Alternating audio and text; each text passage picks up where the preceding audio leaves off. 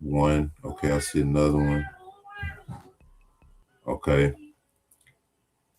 Like I said, I switched out my mics, but in any case, y'all can hear me now. So shalom. Welcome to this fellowship. All praise to the Most High, the one and only Elohim of Israel. And shalom to everybody in the chat, my brothers and sisters, my kinsmen according to the flesh who are Israelites, to whom pertaineth the adoption, the glory, the covenants, the giving of the law, the service of Elohim, and the promises, and whose are the fathers, and of whom, as concerning the flesh, our Mashiach came, who is overall Elohim blessed. We're going to be talking about tonight something that's real hot, real, it's got a lot of steam in the media right now. And it has to do with a young brother in the NBA by the name of Jaden Ivey. And here recently, he took a stance against the LGBT community. And for that, he paid the price, the ultimate price of being waived from the team that he was a part of, the Chicago Bulls. And I think that in these times that we're in, we understand that we're in a judgment time. This is a rather peculiar stance, and a lot is going to be brought out. If you're really looking at this for what it is, a lot, is really happening. Hold on one second.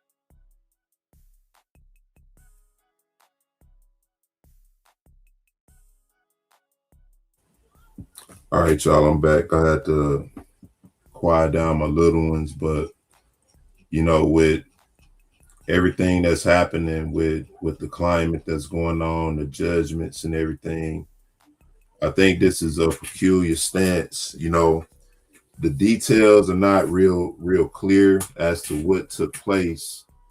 When I first heard about it, all I heard was that he was waived from his team. And the narrative is that it was for behavior that's not healthy to the team. It then transitioned from that to he was waived for behavior that's not healthy for the NBA. And so he spoke out himself, and he talked about, what happened from his perspective. That's the video. We're going to look at, one of those videos tonight, just kind of break that down. But the undertone of this whole thing is that he's standing against the LGBT community. And the reason for it is, of course, it's against the Most High, it's against what's godly, it's against righteousness from his own words. And so when you look at this whole situation, why is an organization punishing an individual for taking a stance or for saying that he doesn't want to be involved with anything that has to do with that? All right. We all familiar with the NBA and the NBA being a brand, like any other brand. There's marketing involved, there's, partnerships.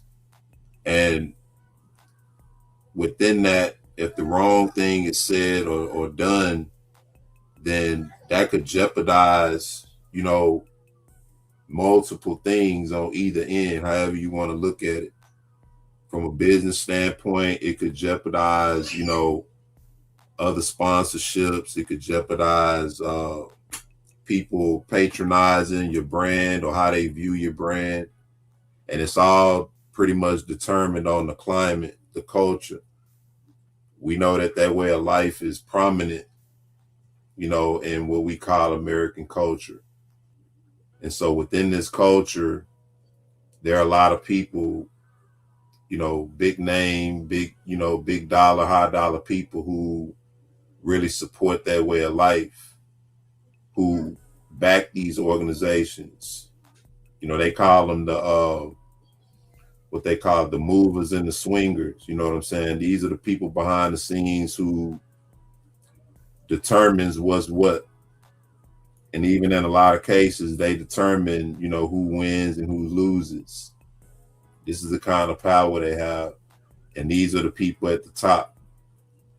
The Bible talks about spiritual wickedness in high places.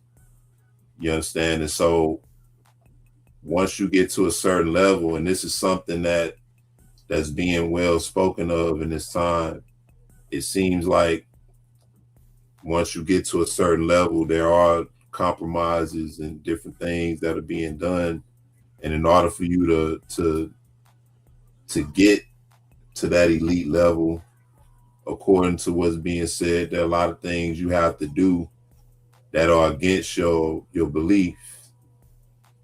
And so we're going to look at some of that tonight. I'm going to greet the chat. We got my love in the chat. Y'all give it up for Shibriya, my love in the chat. What's going on? She, of course, y'all know she just gave birth to our baby boy, third baby boy, 8th in the collection. You know what I mean? She did it all, y'all. So all praise to the Most High. Y'all show us some love. Love you, babe. She up there recouping right now. Got Sister Paula Ann. Shalom, sis. Hope all is well. As always, good to see you in the chat. Robert Yellick, Senior. Shalom, Brother Robert. Good to see you, Brother Robert. As always, Adara Yahoo. Shalom, sis. Hope all is good and well. We got Good Life 611. Shalom. Good to see you in the chat. Who else? We got Mr. The Original School. Shalom, Mark. Glad to have you in the fellowship as always. And as more come in, we'll greet them, show them love. But for now, make sure y'all hit the like and subscribe, all that good stuff. Give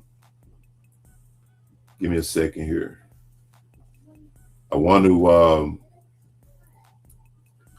to start out with this one video, and when you think about the NBA, man, this is kind of disappointing, but at the same time, it's not, this is something to be expected. But growing up, if you're anything like me, growing up, man, basketball was my thing, and the NBA was always somewhat of a dream to anybody who picked up a basketball or you was halfway decent, you always pictured yourself playing in the NBA. And the NBA was always the glitz and the glamour. Most people wanted to make it to the NBA, not necessarily for the love of the game, but they looked at what the NBA provided. So I grew up in an era where people was trying to make it to the league so that they could make money to take care of their families, support their people. Hold on one second.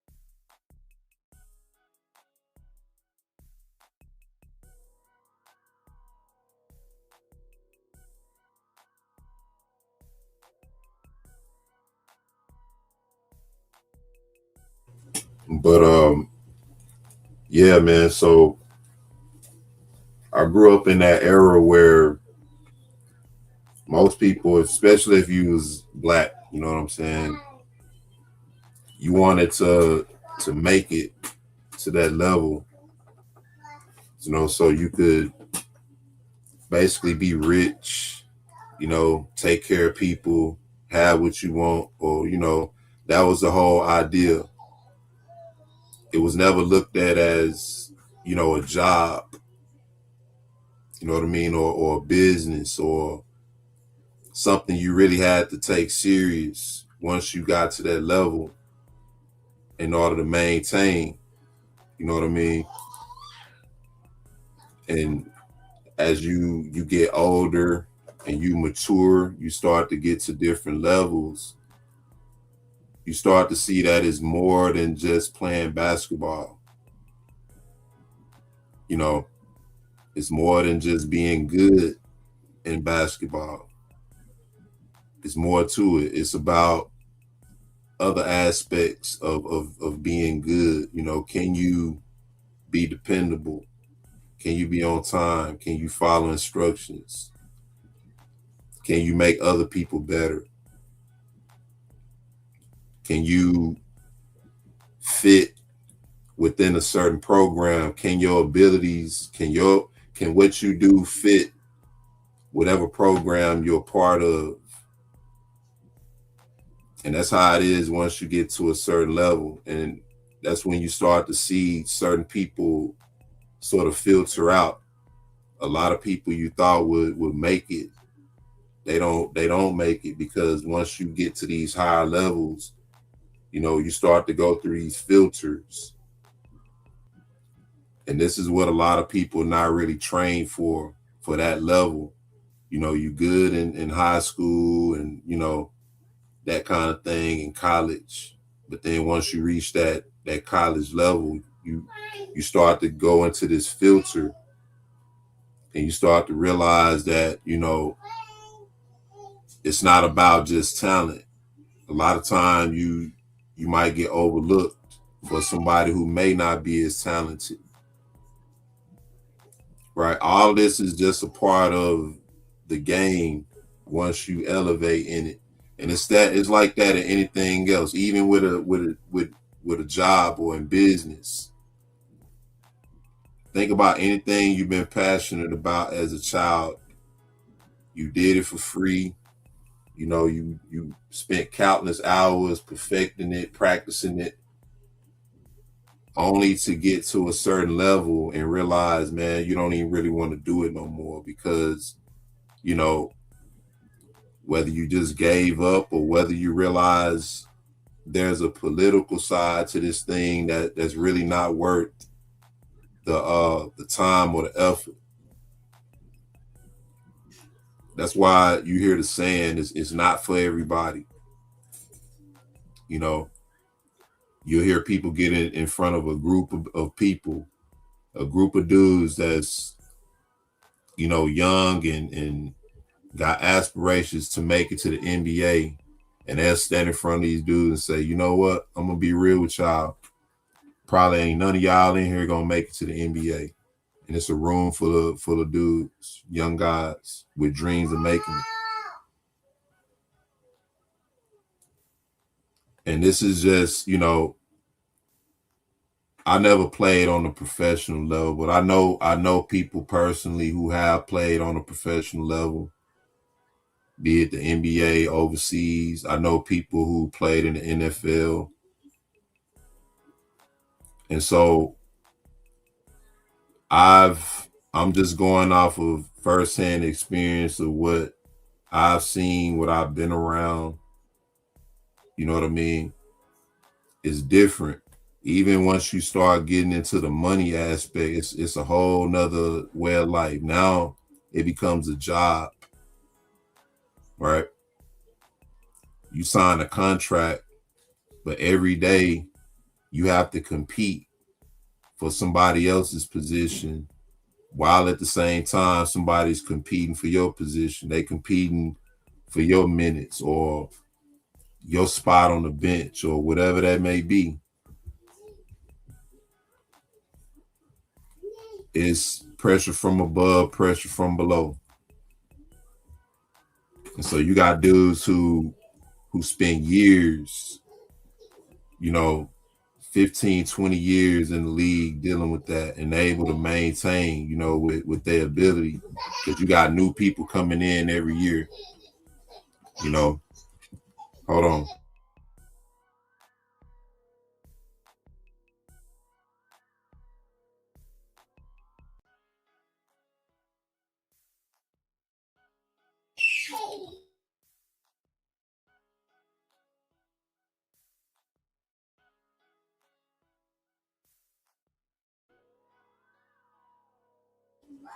Yeah, so when it comes to the game, it's more than just basketball. It's more than just, being talented and all that. It's a level to it that goes unspoken. Even when it comes to stardom and all of that, you know, it's a lot of unspoken things, a lot of things that don't get considered. A lot of people say the NBA is weak now. You might hear people say that a lot. The NBA is weak, man. These young guys, they they don't play hard. You hear all these different things, right? But if you're really paying attention to the NBA, like I said, the NBA is a brand, it's a product. So nothing is by chance or on the whim. Everything is laid out and projected, right? When you think about players like Michael Jordan, and I think as great as Michael Jordan was, I really believe that, and this is just my take, greatest player of all time, but he did a lot to stunt the growth of the NBA from his time moving forward. That's another video where I can kind of break that down. But when you look at players like Michael Jordan, right? When you look at the era following the Jordan era, you had Kobe Bryant, right? You had a few other guys who could have been great, just as great or greater had it not been for injuries, right? You move forward from that. You got guys like Allen Iverson, right? And these are just brothers, who made their mark in this league. Hold on.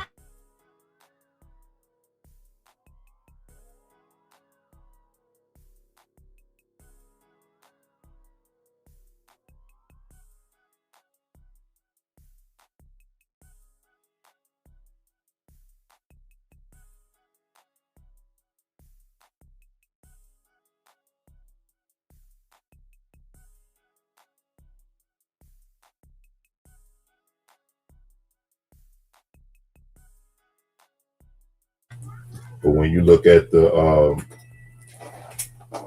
all the great guys, the great players of the '90s, you know what I'm saying? You got Kobe Bryant, Allen Iverson, right? Then you move into the LeBron Jameses and the Kevin Durant, Steph Curry's, and all these players.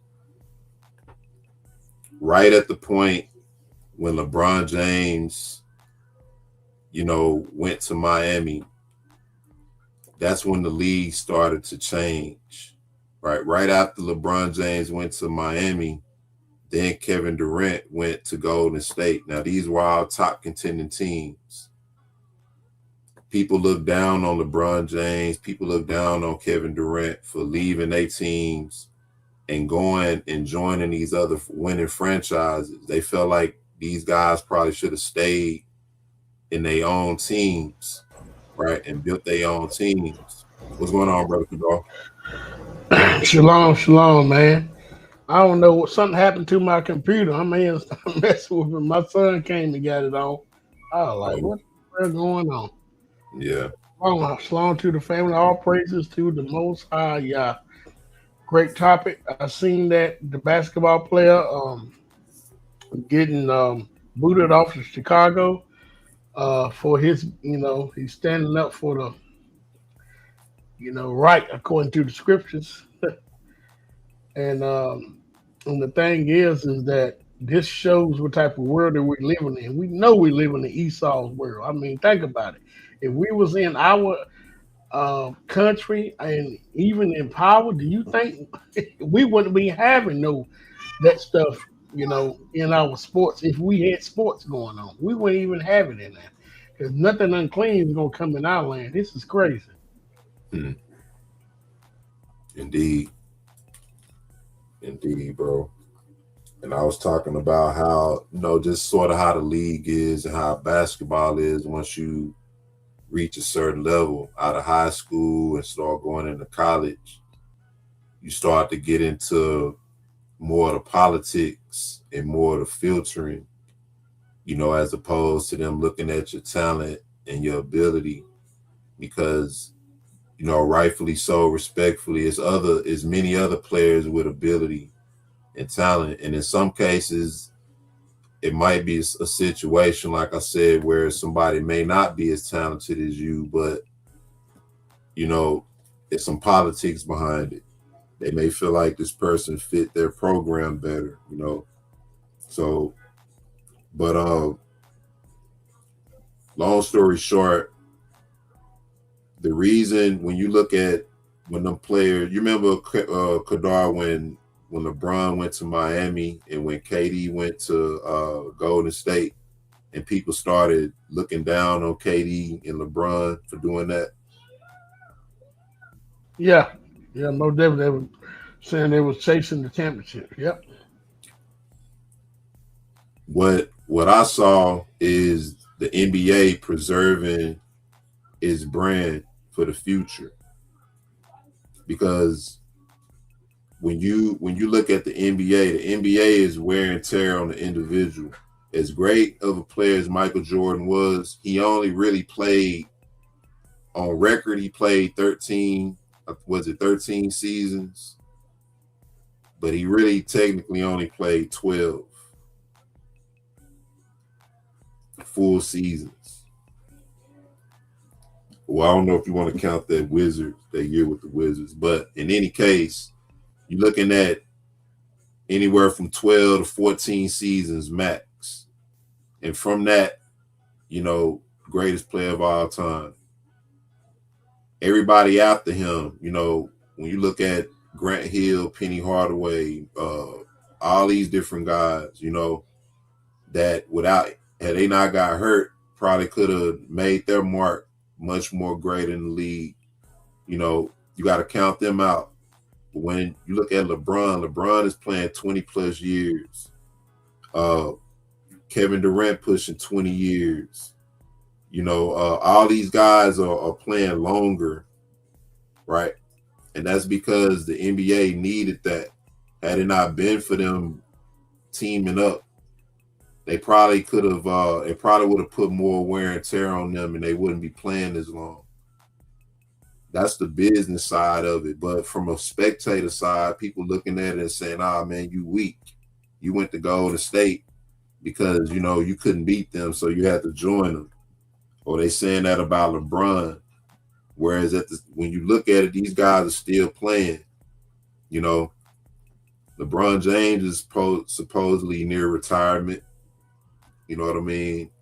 Uh, I haven't heard anything about Kevin Durant, Steph Curry, none of these dudes retiring.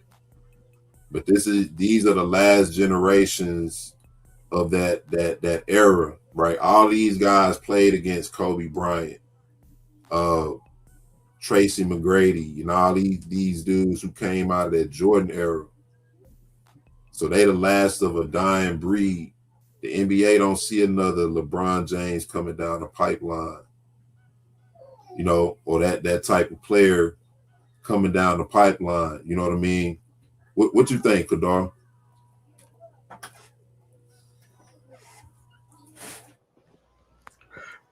With the NBA, I kind of say they do see another LeBron James. I'm gonna tell you why. A lot of kids maybe stay 1 year in college now, so you might get lucky and half of one. Because remember, I mean, LeBron. I don't see another Curry. I mean, Curry went with 2 years of college, went in the NBA, and best shooter of all time. But it's a possibility you see another LeBron because remember, LeBron didn't go to college. Jordan went to college 3 years before he went to the NBA. So LeBron left high school. Kobe did too, and went straight into the NBA. How long did Kobe play? I think he could play close to 20 years. How long did he play? Let me see. Yeah, 96. 20. Yeah, see. Kevin Durant, about 20 years. See, a lot of these guys that come out of high school, they don't go to college. It helps preserve them too. Yeah, but then you look at Kobe Bryant and all them, they didn't play during the load management era. Y'all go in there and sit down and be quiet. Close the door. They didn't play during that load management era. But in any case, you know, you're looking at a brand, you know, that's sponsored by different people, different things. And when you look at the NBA, when you remember when who was the commissioner before this guy? It was David Stern. Yeah, a little short guy. Mm-hmm. Yeah, after he left and this guy took over, the NBA sort of kind of started going downhill, so to speak. The NBA was like the main pipeline for the WNBA, and the WNBA supported LGBT tough, you know. And for the last 20 years, the WNBA has been pretty much a failing league. The NBA been propping it up, you know, and they've been the low key pushing this LGBT thing, and so now it's starting to spread in a sense to show that the NBA is really behind this. What you think about that, Kadar?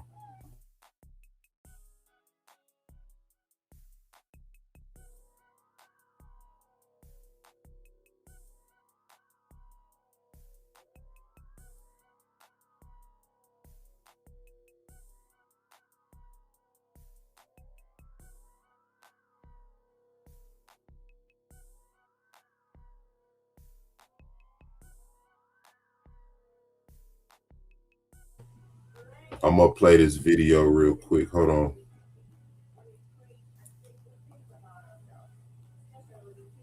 I want to get y'all thoughts too, man, because I commend this brother, you know, not to say he's in the truth or nothing like that, but just to take this stance and what it's costing him in this day and time, because it's a war going on, y'all. It's a war going on. And for a long time, our enemies been fighting against us. They've been fighting a silent war. This LGBT and all that, this is a war that's been aimed at us ever since, you know, I can remember. You know, I can take it back to feminism. You know, they've been lining it up since then. They've been aiming it at our people. And they've been successful in a sense to not say that most of our people are compliant with it, because it's only a small percentage. But we are in the sense that, you know, we don't speak out against it, or we don't tell the truth, or we have more people that'll stand in defense of it than to speak out against it. And this is amongst our own people. And so this brother put a lot on the line. I want to play some of this, and then we're going to get some thoughts. Fair use. Lord, of this message for Jesus' name. Can y'all hear?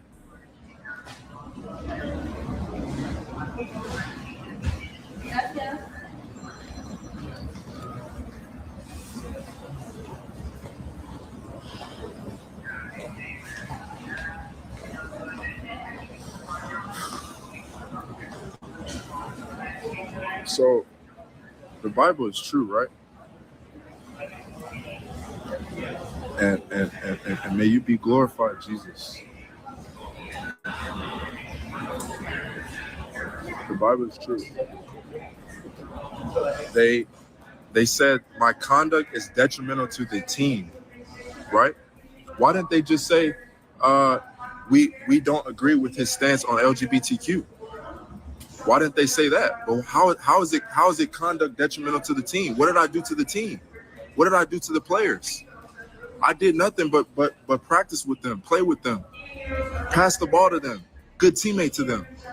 Said good job, good shot. I said good job, good pass. Way to play, bro. Right? I said these things to my teammates. Was never detrimental to them. So why is it that the NBA and the Chicago Bulls say that I'm detrimental to the team? How? Because I believe in the truth. Because I know Jesus is the way, the truth, and the life.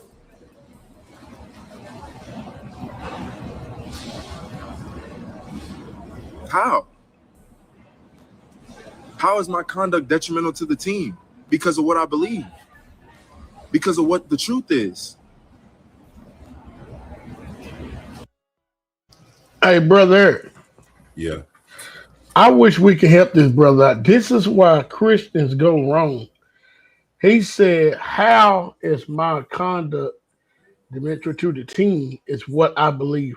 If he would say, how I'm wrong if I believe what the Bible say. So if you go in the court of law, if you pull away from what you believe and say, hey, this is what the Bible say. Do you believe what the Bible say? You got them. They're going to have to say no. There's no way out of that. But Christians go along with this, what I believe. And this is why, I wish we can talk to this brother. Stop saying what I believe. What it is what the Bible say. And go to the scripture and show them. I wish you would have had his Bible and read it. Look what the Bible say. This is what I believe. Do y'all believe in that? Yes or no? You got him. You got him right there. Yeah, I think that would be a strong position. You know what I mean? Because that really put the ball in their court. Stop trying to put pressure on me to defend myself when I'm only going by what the Bible say. Do you believe what the Bible say? And then watch them stumble over that. You see what I mean? I like that. Yeah, I wish we can contact this brother. Because that right there would be the big thing. They're going to have to say they don't believe what the Bible says. That's what they're going to say. Yeah. But you see how they framing it. You know, his conduct is detrimental to the team. You see what I'm saying? I wonder if that's something he can sue the organization for. You know? Yeah. From my understanding, they supposed to, from what I hear, they supposed to pay him out. You know? So that probably covers that, but conduct detrimental to the team. What kind of activities the team involved in? Might be some gay stuff going on. You see, Anthony Towns said that the NBA did the right thing. What somebody put, I don't know how true it is. I said, boy, that's some crazy stuff. The NBA did the right thing. Concerning him? Yeah. Unless somebody lying on, Anthony Towns supposedly came out and said he was gay, My thing is this. And when you look at that, do you believe, all right, so this is the thing. You mean to tell me, because you play in the NBA, you have to believe everything they believe? You know good and well, you got people that believe in Allah, Scientology, the devil. Are y'all gonna get rid of them? You see what I'm saying? Yeah. This is really stupid. This is sad. But the brother, he married to a white girl too. Yeah. And she right ready to leave him for the money, probably. Yeah. I got some on that too. You know what I mean? But then think about this, right? That's why I said it's the NBA gay. And this is not a shot at any of the players. because think about we all hear the saying, you know, if you represent an organization, if you hire by an organization, then you got to represent that organization, right? Think about, you know, the NBA supporting Pride, right? And you see the players with the uniforms with the flags on them, you know, the Pride flags on them. Now you don't live that way of life, but now you got to put on this uniform and play basketball in this uniform to show that, you know, you are in support of this, right? What do you do in that position? Do you say, man, I'm not wearing this, or do you put on the uniform and say, this is not me, I'm just doing my job? What you do in that situation?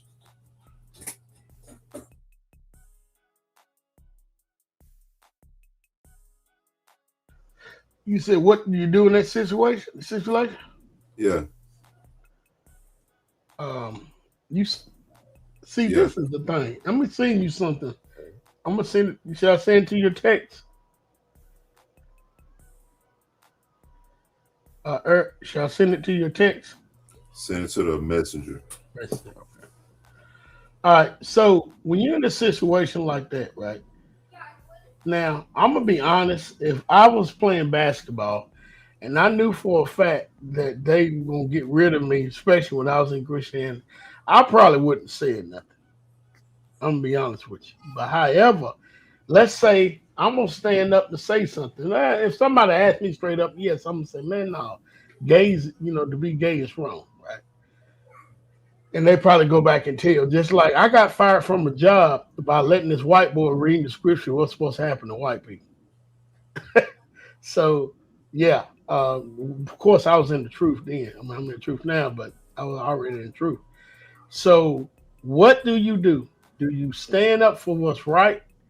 Or and the reason I say that because when I was in Christianity, right, and I'm on a job, right, and I know for a fact, like I'm playing basketball NBA, if I say something wrong about gays, I'm gonna be fired. The reason I say I probably wouldn't have did that is because I'm doing everything else wrong. But I understand where the brother coming from, right? But this is the part is this.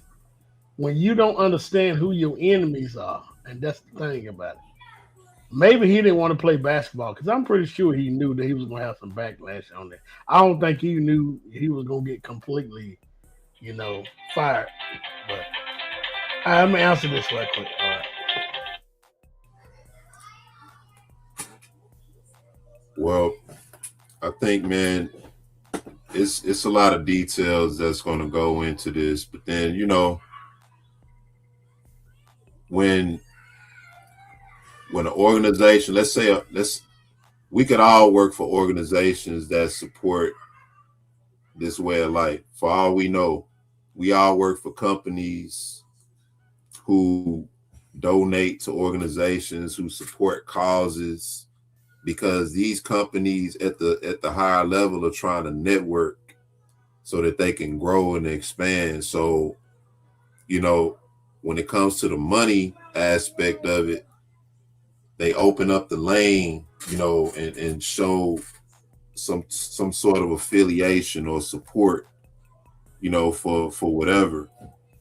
LGBT is one of those things, and so if an organization is asking you to do something in support of LGBT, let's say you work for a company and they say, we're gonna go hand out flyers for the LGBT, in support of the LGBT. What do you do in that situation? Right? You sign a multi-million-dollar contract to play with this team, and now you have to go to this convention to speak and to show support of the LGBT, or you have to do some type of philanthropy on behalf of LGBT. You have to be a spokesperson or stand in support in some kind of way, but that's not your way of life. You don't agree with it. What do you do in that situation? What would y'all do in the chat?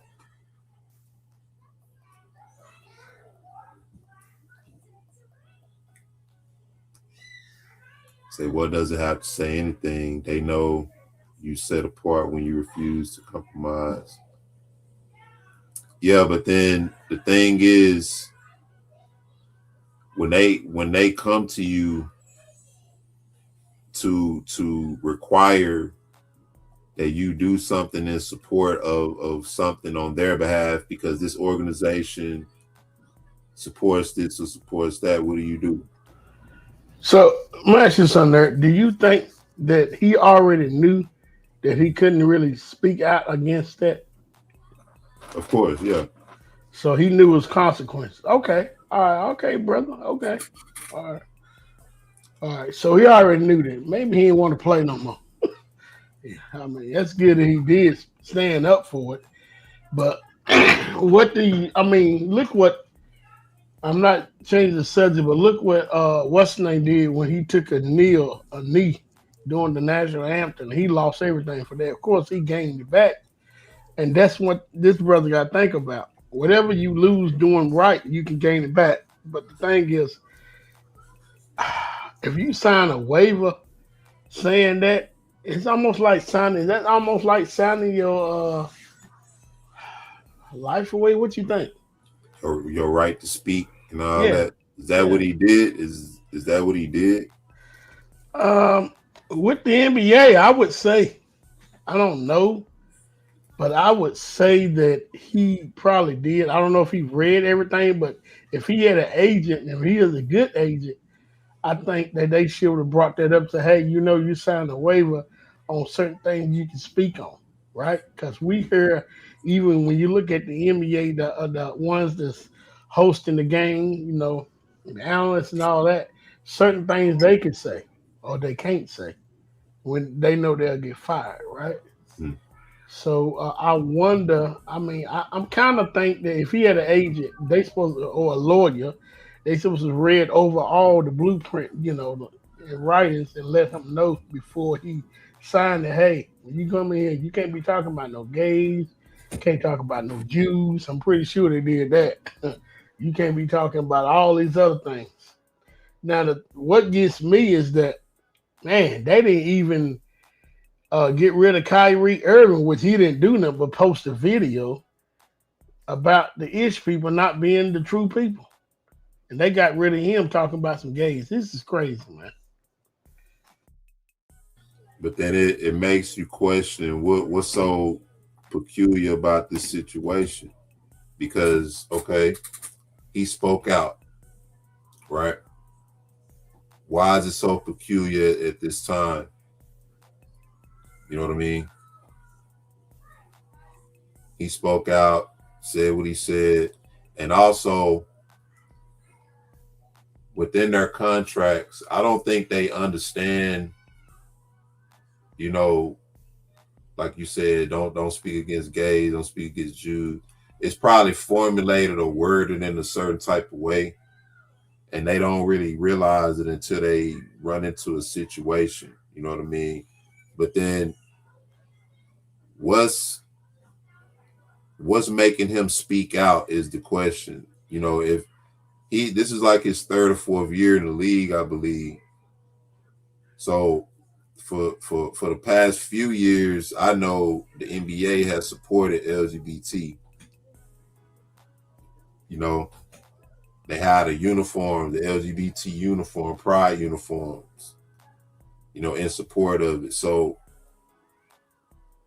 he's probably worn them, to play.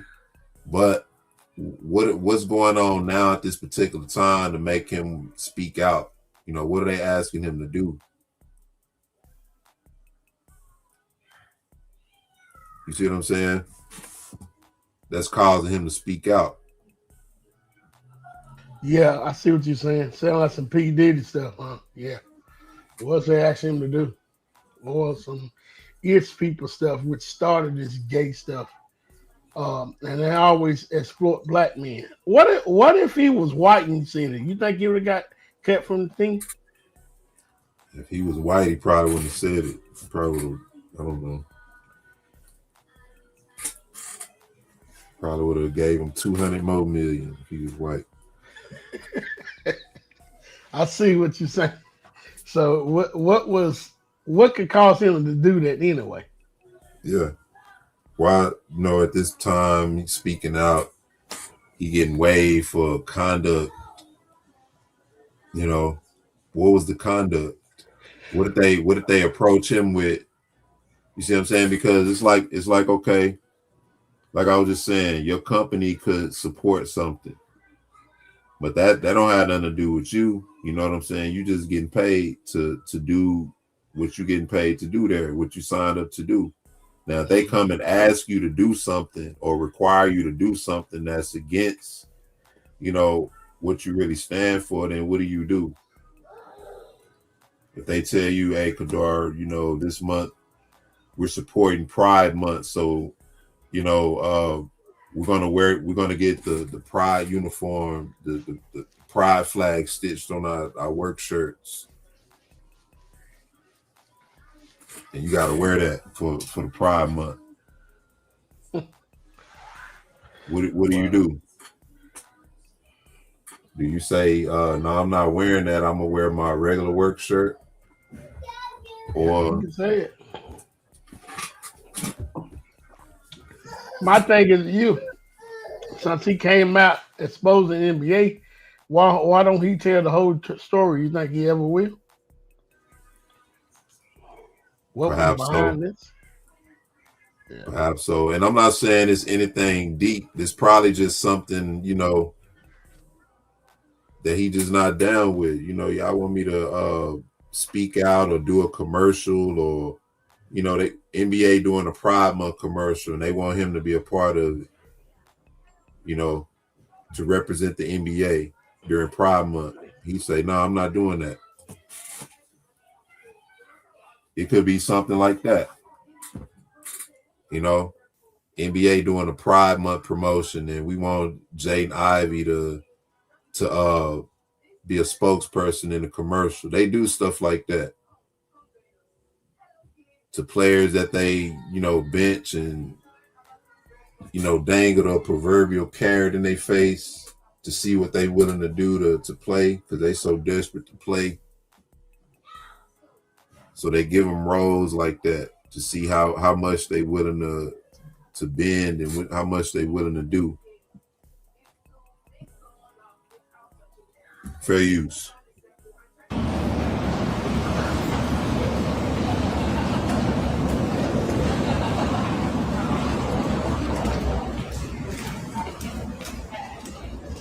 But like I said, these things will happen in the Word of God. They hated Jesus Christ. They hated him. They didn't want to hear his words. They hated Jesus. They stopped him. They stopped the Son of God. They don't want to hear the word.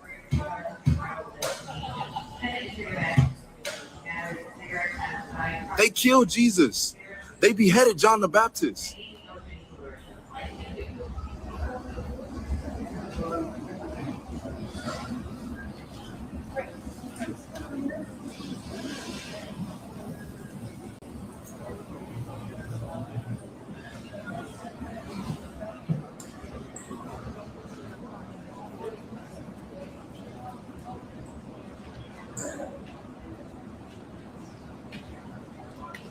This is not about me. This is about the kingdom of God. This is about the truth of the Bible. Because I spoke what the truth is.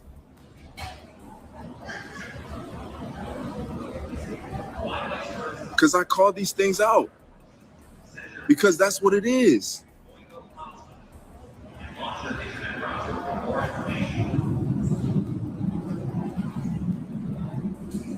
And it's not going to be shut down, because God has servants. He has servants ready to preach the gospel, and they are preaching the gospel now, right? The word of God will be preached to all nations, and then the end will come. That's what's gonna happen.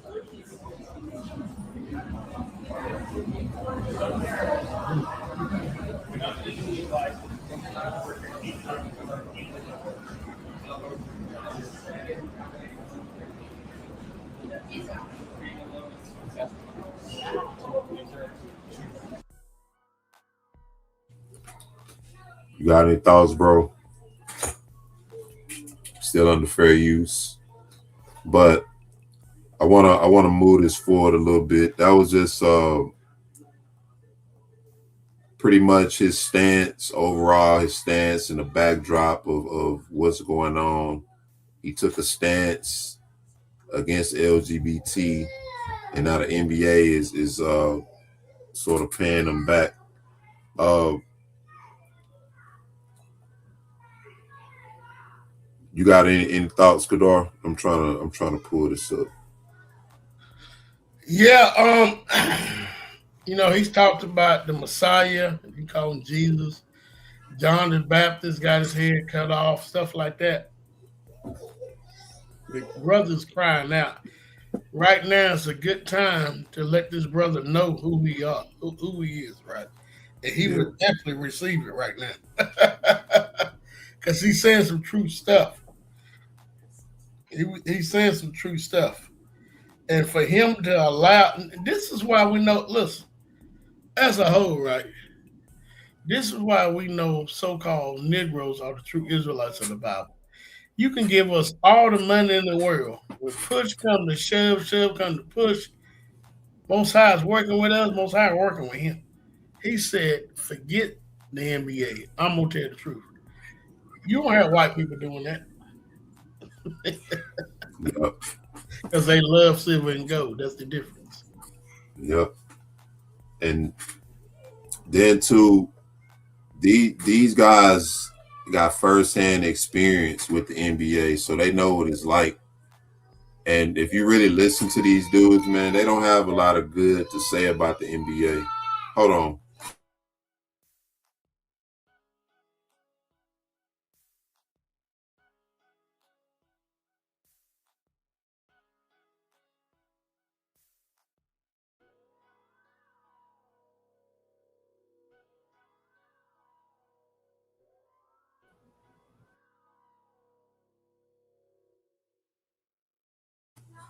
So yeah, you're right. They probably tired of playing basketball. They probably don't really care like that. You know, um, you hear a lot of testimonies from dudes who talk about how they get screwed in their contracts. You know, they put all this effort and energy out to play, and in the end, they get cut short. You know, a lot of players leave from here and go play overseas because they don't have to pay as much taxes. You know what I mean? So that's him taking a stance. Now I wanna look at another video of these guys in the NBA, and I'm gonna get some scriptures ready too, because all of this is relative to what the scriptures is dealing with in these days, in this day and time. So we're gonna bring out some passages. I want to get some more thoughts of other brothers, who played on that level, and let's get their thoughts of what this young brother did and taking this stance. And I want to get y'all thoughts because, like I said, this is fair use. A lot of this is also in this time proving where people's minds and where people's hearts is. In this day and time, are you really making way for the truth? Or are you still concerned about what the world think, how the world feel, keeping your job or whatever? You know what I mean? Let's get some of these thoughts on here, and then I'm gonna be looking in the chat to get y'all thoughts, and we're gonna break this down some more. Fair use. So we're gonna hit this quickly since y'all wanted to talk about it. What? This whole Jaden Ivey situation. Oh nah, ain't nothing to talk about. Well, I mean, you dropping Ain't nothing to talk videos, about. reactions. I'm seeing. Oh yeah, that was you did react. You hear me yet? Ivey posted a series of Instagram live videos recently, making some controversial comments by NBA standards. So he was released from the Bulls as a result of that for conduct detrimental to the team. To the team or To the the league? team or the league? The league. Team and the league. Oh, about it. No, what did it say? It said to the team. He said to the team, and then it became to the league. Oh yeah, because he was part of the team. Oh, yeah. That's the league. My God. Conduct. I don't know what he said. If I just caught one. Oh no, it doesn't matter, Joe. I was just, He was complaining about Pride Month. Complaining about That the Pride NBA Month, called makes the- Catholicism, all I fake seen was the religion. Steph Curry clip. That's that the NBA makes him participate. That's the only one. all I seen is Steph Curry. He said Yeah, something about Steph. You just go like. That's dude, what I knew he was doing. Oh, they say he said something about Catholicism being a fake religion. That may have been in one of his rant videos. I didn't see him. I wish we could reach out to him. Do he got a YouTube channel? He is ready for the truth if he said that. Yeah. I don't know if he got a YouTube or not. But yeah. So he really, in the headlines for this. And so these brothers all played in the league. They're going to pass it around and get their thoughts on what he did, whether it was right, whether it was wrong. We all know we stand on the truth. But once again, you get to see firsthand an example of people who would compromise, people who, in certain situations, what they would do, what they would do, just that kind of thing. Fair use. So this, why? Seems like something's going on. Maybe he on flight attendant telling him he got to turn the live off. Yeah, because he got kicked out. He couldn't be on the team plane. Yeah, you have to fly home regular. Yeah, but even the flight attendant on the regular plane, sir. Yeah, I'm saying, but that's what it was. No, that was on the regular flight. The lady told him to get off his live was after he got kicked off. The team released him. Then you got to go fly commercial, buddy. Mm-hmm. Yeah. So he was in the regular. He was with regular population. Looked like Delta, perhaps. I don't know. I guess Either way it go, but that shit hurt when you got to fly. So I don't know what it is. What was his injury? Shit. Like, where did it come from? Like in the middle seat. Yeah. I don't know. He felt. So what I gathered from it was at the airport. He felt a way about the NBA. He feels a way about the NBA making them participate in Pride Month. Making him? The league. The league. Oh. It's a whole thing. It ain't just the Bulls or He's a devout Pistons. Christian. He just became that though. He found God. So whatever it is, it was a thing when you got drafted since you've been in the league. So now you're going to say something about it now, right? Now you see what I'm saying, Kadar? Like why now? But from both ends, why now is he speaking out against it? So he knew about it. Yeah. That's what I'm saying. When he got drafted, he'd been in the league 3 or 4 years. You know what I mean? Is this something that he's always felt and been holding back? You know what I mean? And in to what magnitude are they trying to force him to participate? What is he having to do? Like, all I know is during Pride Month, they got to wear those uniforms. They got to do the commercials. No wonder they fired him then. They got to wear the pride flag on their uniforms. Some of y'all probably seen that before, but, just perspective. You know what I'm saying?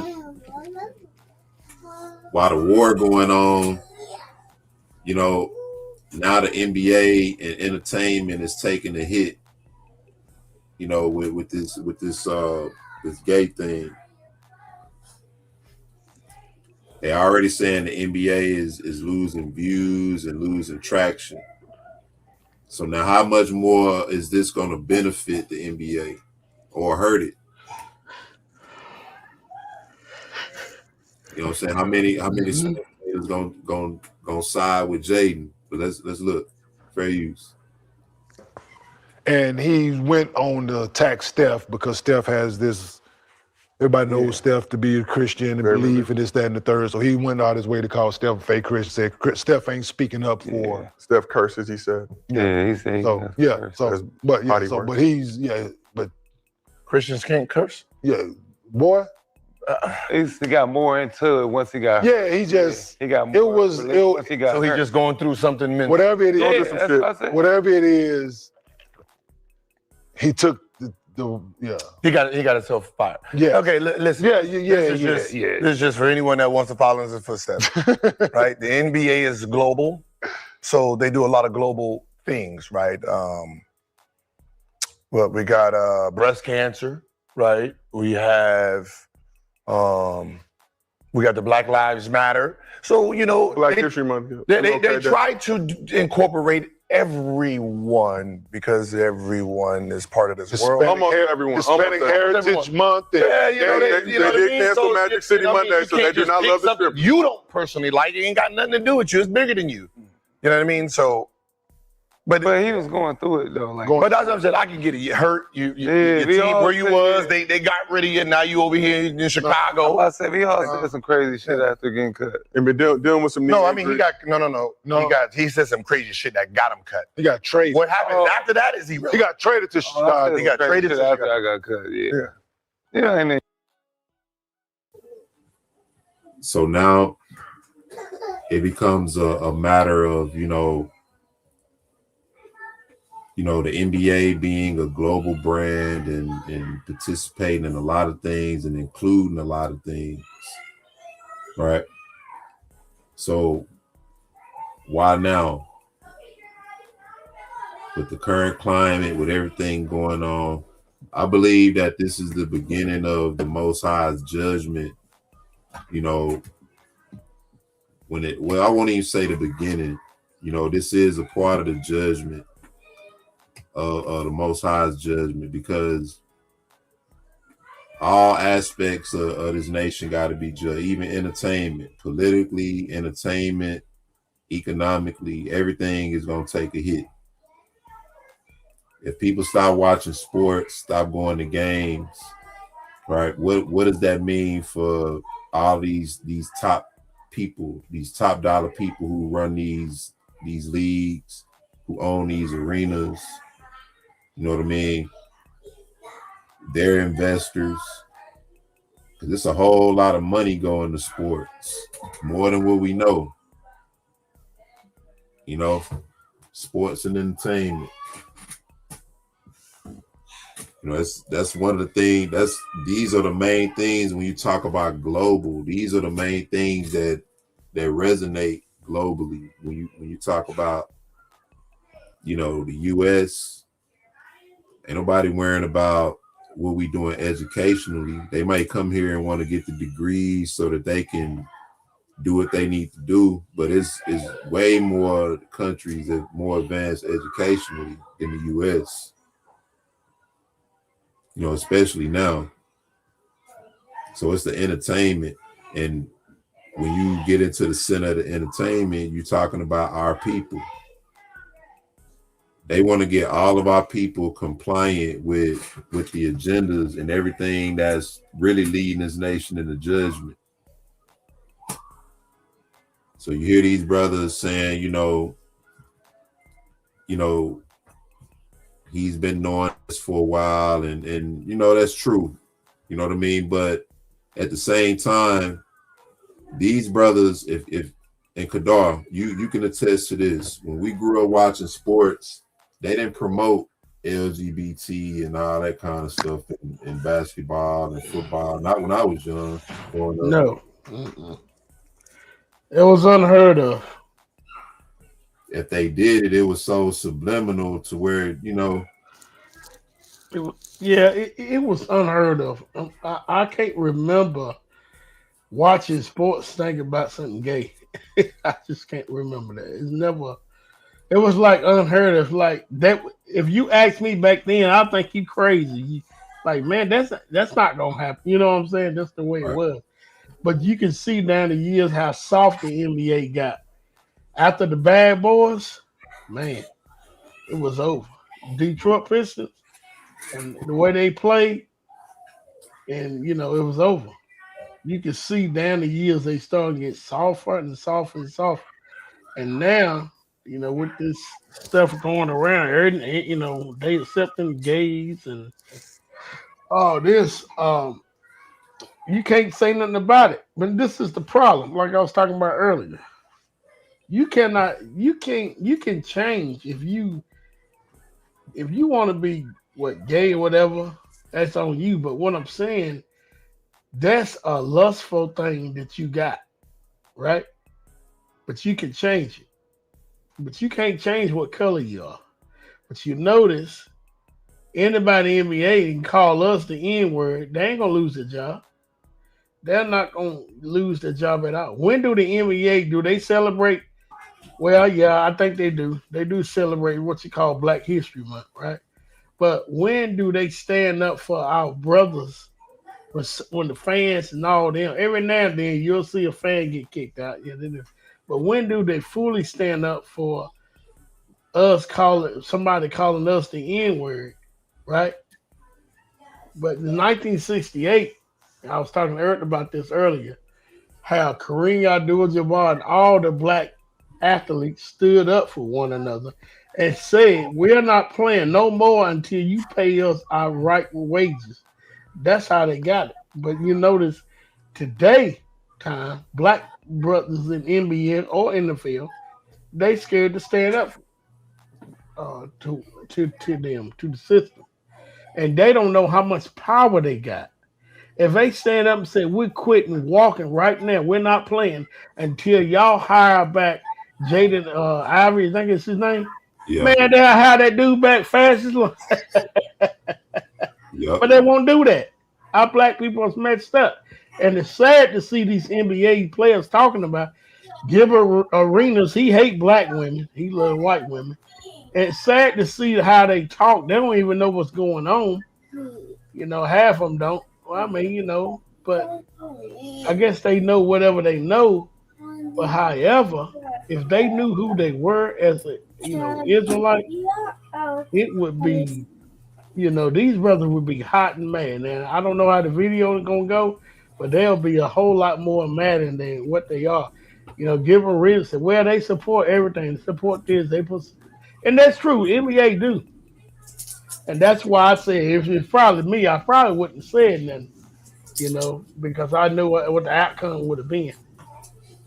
If they support everything, why you got so many black players that'll say that they can't support their own people?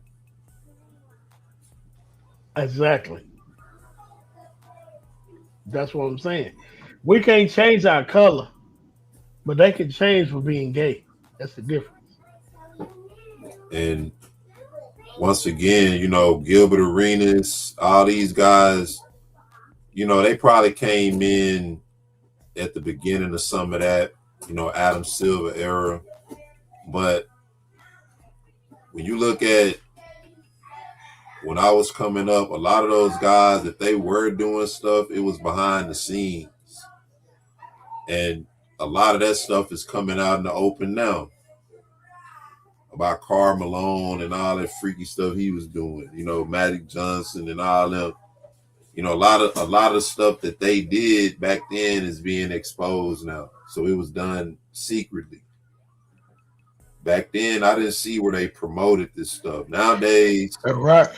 Nowadays they promoting it, and it's open. And now these guys just like, man, I just want to hoop, man.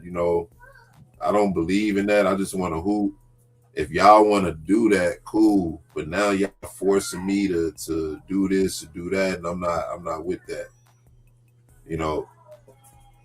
That's really going change the trajectory of it, because now not only players are they can't really express their beliefs or live out their beliefs because of this league. Because they want to play basketball. Now they have to compromise.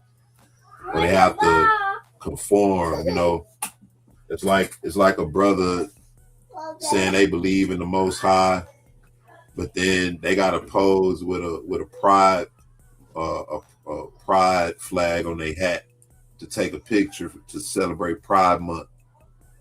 And they're gonna put this picture on the cover of Sports Illustrated. You see what I'm saying? And you just like, I'm not, this just doing the job, you know what I mean? So what do people who really believe and stand where you stand in terms of your belief, how do they interpret that? How would you interpret that, Kadar, if you seen me in that situation? For my job's sake, I gotta wear a Pride Month t-shirt, and we're taking this picture for the company catalog, How would I interpret that? What I know now, or when I was in Christianity, just in general. I mean, even now we know the truth, so I'm supposed to I would say, stand against no, that. bro, don't do that. Stand against it. The reason I said that is because when you're in Christianity, now I'm gonna give you an example. The brother already messed up, but he don't even know because he got the snow bunny. But however, when we in Christianity, it's a whole lot of stuff we doing. So I probably wouldn't even look at it. I probably be like, man, they gay and keep playing ball. I wouldn't spoke out about it. In the truth, yeah, I would have spoke out. I would have lost my job. I would tell you, brother, you need to get out of this. We can stand together, whatever. But if I was in Christian, I probably wouldn't even recognize. For him to even open his mouth and recognize that living in Christianity, that says a lot. See, I would have been dumb on that. So I say the brother did good. I say he did good. But with you, with now what I know now, I'm definitely be like, no, you get out of that, bro. This is straight up wrong. But how about if you already signed an agreement and you knew before you went in? Well, in the agreement, is it saying that I have to support these things in particular, or is it like anything else? When I signed up for my company, and they got certain things they support, and every month they send emails out, breast cancer awareness. Ain't none of that in my job description when I sign up. Yep. It's just an expectation. You know what I mean? It's just like, the company cookout. Everybody bring food. I show up and I don't eat. Now everybody offended because I ain't eating nobody's food. You bet. You know what I mean? Yeah. Mm-hmm. None of this is what I signed up to do. You know what I'm saying? I'm not getting paid any extra to do this. Oh no. But it's just an expectation. It's like a company requiring more of you. And people just do it just because, you know what I mean? Because they don't want to say no, or they're afraid that if I say no, man, I might get fired, I might get written up, You know what? You're right. You're right. I give props to the brother being a Christian and still stood up for that. Because somebody like me in Christian, I probably never thought about it. I don't think I've been thinking about making that money. So I take my hat off for him for doing that. Plenty other Christians would never do it. You see, he's the only one right now. Yeah. That's why I say, why something going on, man, But let's get some more fair use. In your right mind. But he ain't been in his right mind in a long time. Well, one thing you don't do, brother. Hey. You gotta let him slide. No, you leave them alone. You leave everyone alone. No, you leave people, but you mean Steph the Currys? Yeah, you leave them alone. You leave them Currys alone. I tell you, don't mess with them. Mess with the Currys, boy. Them and they, leave them and they alone. They do not you play. Leave them, hey man. Leave them over there. They mean business out here. No. So hell no. Say anything derogatory, anything on the line about. I say a lot of crazy shit. I said a lot of that. Say it again. I said legalized cocaine or something like that. Because you was on it, that's different. Bitch, I was going through it. I wasn't on it. I never been on it. I know you was going through that bad. You was going through that. No. You was going through I that was bad. just saying shit. I was mad. That's what happened. That's what happens when you They got in my face. I said, they said something about, shit, marijuana be legal? I said, just legalize every goddamn thing. So, I'm just saying, setting an example. You gotta, okay. When you're going through it, when you cut on your way home, the plane leaves, you see your plane and your team take off and you're not on it, and you gotta find a flight. You had to start find your own talking about flight. everybody. Fuck Steph Curry at that point. I'm done.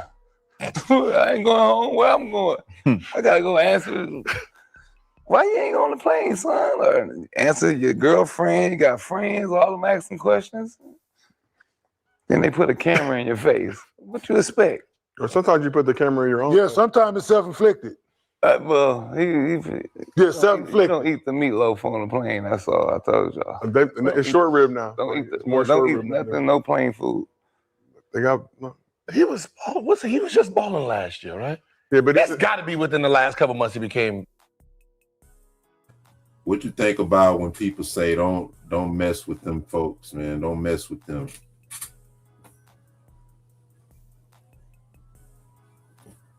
You know what they mean by that, right? Yeah, don't hang around with them. Don't go around with them. Don't mess. Yeah. Nah, when they say when it comes to they and them, don't mess with them. They mean business. That's what Kenyon Martin was saying. Oh, okay. They doing that for a reason. Is that what you're talking about? He talking about the ish people and the gay, okay. the people who control everything. Yeah. That's why I was saying behind the scenes, you got people who control everything that you know, this is their lifestyle. They do this stuff. Wow. He's saying don't mess with they or them. You know what I'm saying? They mean business. That's the same thing with Kyrie Irving. You know what I mean? Same thing you was talking about with Kyrie Irving. But all he did is post a video. He posted a video and it caused him here to go back and he didn't even say nothing, y'all. This is why we know we're the true Israelites of the Bible. This guy just posted a video what Ron Dalton made, and he got all that happen to him. He had to apologize to the ish people and all that. It's crazy. Fair use. Christian? On an injury last January, he's missed significant time. Been battling. He could have came out the womb a devout Christian. His folks could be, listen, on the biggest church wherever he's from, they could, know Christ, Lord Jesus Christ himself. Fuck everybody else. Right? He could know him himself personally. Mm-hmm. No. No, but if it was what I'm saying, if it was this deep, like he's cool. He was there when he got drafted. But that's what I'm saying. That would have been there season 1. He was there when he got. It was like the point I was making. He was there when he got drafted. Whatever it was, whatever. Then there now, dude. No. I don't know, man. It cost you your job. I don't know, man. And because you won't get another one. You can't say you won't get another one. You can't say it's freedom of speech and then. You think it's freedom of speech? Cut a nigga. No. Yeah, you can. You can say what you want. It is freedom of speech. There's consequences behind it. Yeah. There's consequences. Yeah. Freedom of speech, but you can say what the fuck you want to. Yeah, all you want. But guess what? Yeah, I'm just saying, like the whole Kyrie freedom shit, of action, all the shit that happened with Kyrie, right? He went against the grain. Yeah, he paid the price. Yeah, but that was his choice. Yeah. Everything we were all given a choice. He took this choice, and it was the wrong choice from the standard. Well, you gave me a choice. I chose to do what everyone else chose not to do. I want to go over here, and it's like, hey, wrong choice, motherfucker. now is this like he feel like he could say something about how he feels. No. And he said it. And backlash from saying how you feel comes from being on Twitter. Motherfucker get on here and say anything they want. Hey man, D-Wade, you ain't you can say what you want. Oh, yeah, I forgot he was tripping too. I'm just saying, I know it's not the same thing, but it's still speech. Colin Kaepernick took a knee, and he said people was out here losing their. But he said what he had to say, right? Colin Kaepernick, he ain't had a job since. This man took a knee because injustice with brown and black people was a real thing out here, and we knew it. We saw it, a real thing. He made a decision. And that go back to what you were saying, Kadar. If that's the case, why not all of the at least I would say all the black players boycott and say until y'all bring this man back, we're gonna sit out.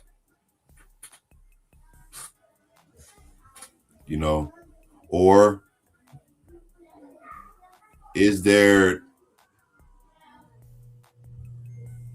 a level of presumptuousness? Like, are people so zealous and eager, and they say things like how the Bible tells us to have wisdom, right? Is that really the situation in this case? What was he lashing out about? What was it that caused him to come out and say whatever he said? Because the only thing I saw was him pretty much giving a speech on the plane, that speech we just looked at. Then he gave another one after that. He did another video after that. But all of this is after the fact. So none of this, from what I'm seeing, none of this would have went mainstream had it not been for them making it mainstream. The same thing with Kyrie Irving. The man got millions of followers on his Twitter account. And none of that was mainstream until they made it mainstream. What was it that he actually said or did that caused them to waive him is what's unclear. He took a stance against LGBT. In what way? What were they requiring of him to do? You still there, Kadar? I'm going to finish this out. Yeah, I'm here. From what I can see, that's all it's about. When he took a stand on,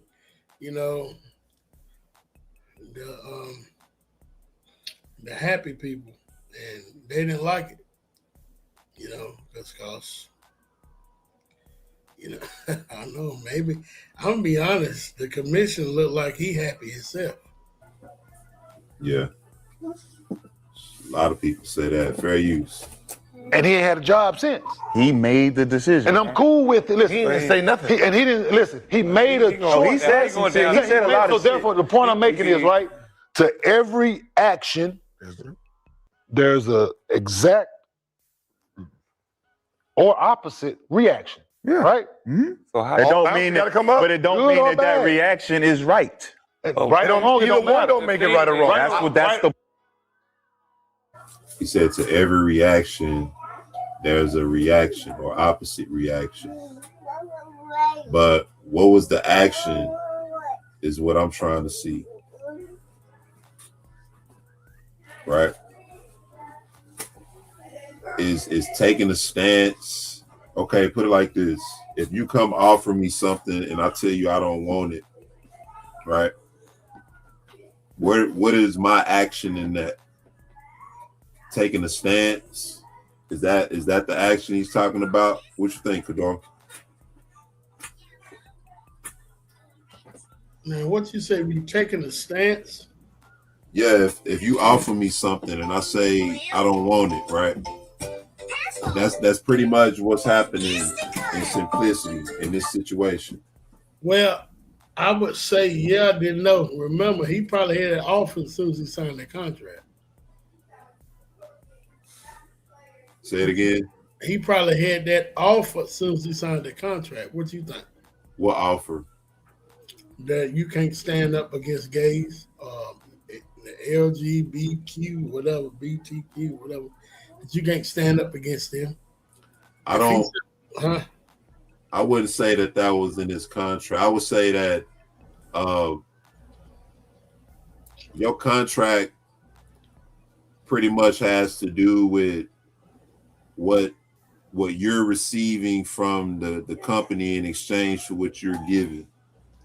Well, if that wasn't in his contract, he gonna be a super millionaire then, because he can sue them. Because it's like on a regular job, if you do something and they trying to fire you for it, right? Like what happened to me. If I really pushed the issue, I probably would have got paid. Yeah. if he doing something that's not in his contract, he should never, ever got fired. This is crazy. Yeah. And so if they saying, hey, you don't get with the program now and not put that in the contract. Oh, man. Well, it's more so like this, right? Let's say I'm at work, right? And let's say, I'm talking with another coworker, and I say, man, I hate these gay MFers, you know what I'm saying? I can't stand them. Yeah. Now I'm overheard by somebody else saying that, and they go over top and report me. And now I lose my job because I said something against gay people. Now was that wise on my part? Can I then use what the Bible said and say, man, this is what the Bible say? Or am I in that situation not using wisdom? Because I can easily say, okay, this company doesn't discriminate in who they hire. I can personally discriminate in my own life, in terms of what's right and what's wrong. But this company doesn't discriminate.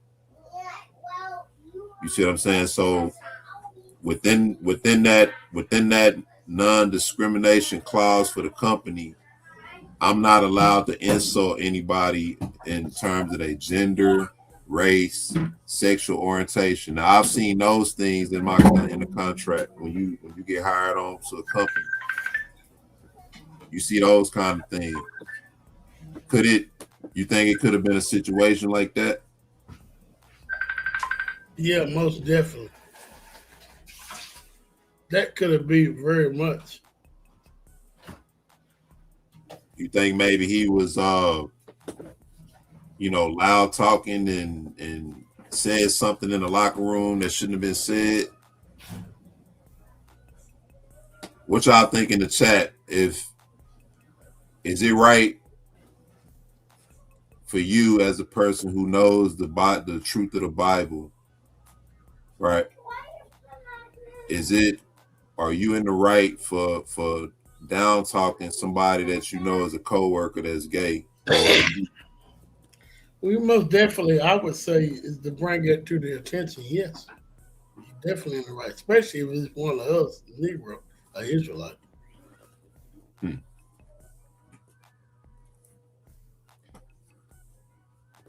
Well, I would say in a job setting, I wouldn't address it in a job setting. Now the only way I would address it in a job setting is if somebody on the job brought it to me personally. You see what I'm saying? If I'm at work and I see, oh man, them dudes gay, you know what I'm saying? They this and that. I'm gonna keep that to myself and I'm gonna just mark those dudes. I'm gonna stay away from them, whatever, but I wouldn't openly criticize them or openly ridicule them in no kind of way. Because that would cost you a livelihood. You see what I'm saying? Do you think he openly did that? That's what I'm trying to see. Like what caused him to respond in this way? What caused him to get away from the team? You see what I'm saying? That's what's not clear.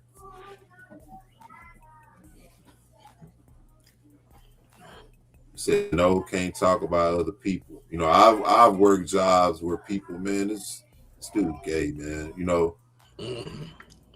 But you have to correspond with these people. You have to, whatever reports or whatever they got to give or whatever you need to give to them is just the job. You know what I mean?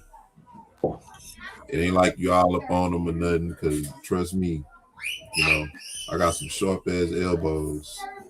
You know what? I remember when I used to drive the cement truck, and I lived in northern Virginia, near Washington, D.C. And so when we drove the cement truck, concrete truck, we'll go out to lay concrete with the truck. We'll have a pumper, a concrete pumper there. We'll pump. So it's a couple of times I went out. It was this man. Man, he could work that pumping machine. We pump the concrete in his truck and he pumps it out. Man, that dude would have a dress on. He would have a whole dress on, mini skirt. You ought to see it skinning in the rail. Look, I mean, oh, it was crazy. White guy, looked crazy. And so one day I took a picture and I sent the boss man. Said, he told me y'all went to school together.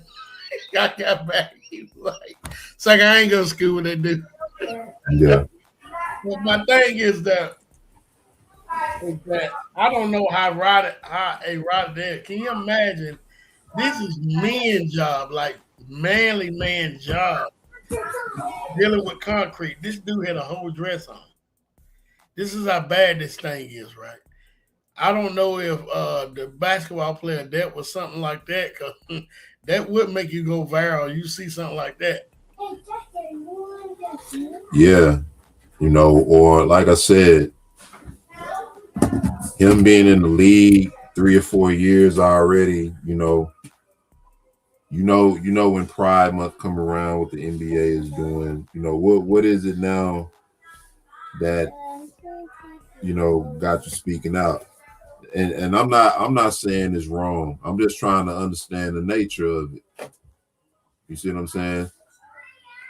I would say for anybody, if you're on a job and somebody is of that way of life, I would say don't even try to witness to them or let them know it's wrong, because the thing about it, when it comes to that type of sin, right? It's the Bible. People believe that all sins are the same, but the Bible is clear that that's not the case, right? Yeah, if you break one law, you break them all, but not all sins are unto death. Right. In our Constitution, that way of life leads straight to death. Ain't no repentance, ain't none of that. When it comes to Mashiach, it tells us that, he gives us the grace that we didn't have under the law of Moses. So in that regard, I do believe that for those who have lived that way of life, you can repent from that and be cleansed from that. But that's between you and the Most High, and that's something thorough. They got to be done thoroughly between you and the Most High. You know what I mean? But I wouldn't say that if you work with somebody that you go try to witness to them, anything like that, because anybody who lived that way of life had probably already made a conscious decision to go against the Most High. You see what I'm saying? In most regards. Most definitely. That's a special kind of sin right there. You see what I mean? People might say, what's so special about it? You know what I mean? When you look at a lot of these superstars that we're talking about and the things that we hearing they have to do behind the scenes, why does it always involve that?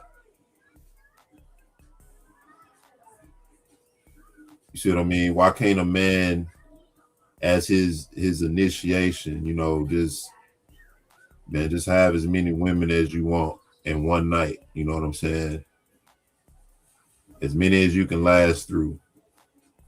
It's never that. It's always you got to do this weird act over here, as a means to lock you in and use this as leverage against you. This is you signing the contract. Yeah, it's like when you join a sorority. What's the name? Clubs to women join, what they call them? Sororities and all.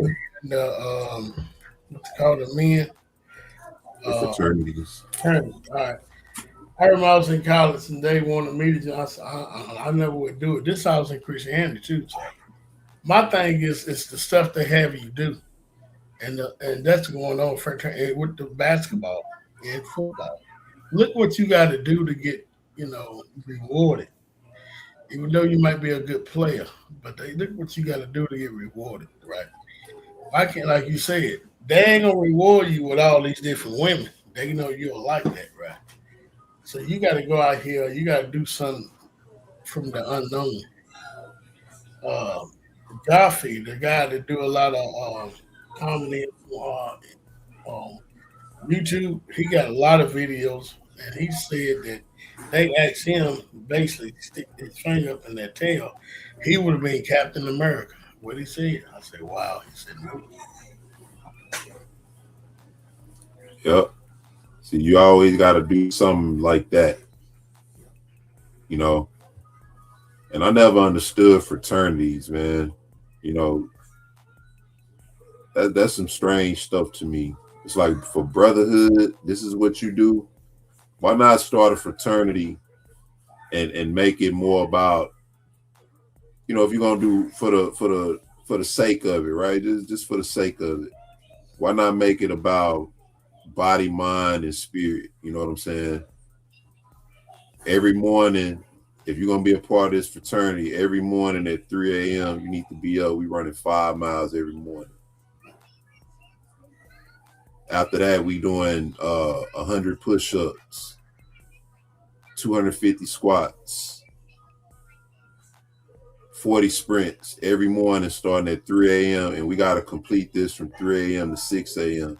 Let's do that for 6 months. Whoever can last through that. After that, during the day, we're gonna meet up for this Bible study. This study of history. You need to know your history. You see what I'm saying? We're gonna put strict requirements on you. No fornication, no drinking, no smoking for 6 months. If you want to be a part of this. How about something like that? No eating, no sweets. That's too clean, man. They don't want our people to be holy. They want our people to be unholy. So they go to whatever their lust after, and they go, and that's what they did, and that's what they do. Nah, we're gonna make y'all eat some dog food. We're gonna make y'all say these chants to these demons for brotherhood. It's like, nah, I'd rather put the pressure on both of us, man. If we can't go this amount of time without lusting, and you shouldn't be doing that stuff no way. But as brothers, if we can't come together and agree not to do this for this period of time, then we can't really be brothers. What are we brothers in? It's so true. So true. You see what I'm saying? How many niggas want to get up every morning at 3 a.m. and run 5 miles? I don't care if you throwing up, nigga, get up.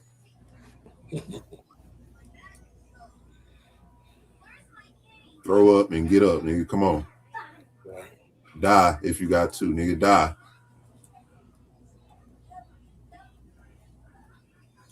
Come on. That's the way the army do us. Get up. We'll bury you. You went out like a soldier. You went out trying to do it. Yeah. I don't know, man. We don't got that mentality. No.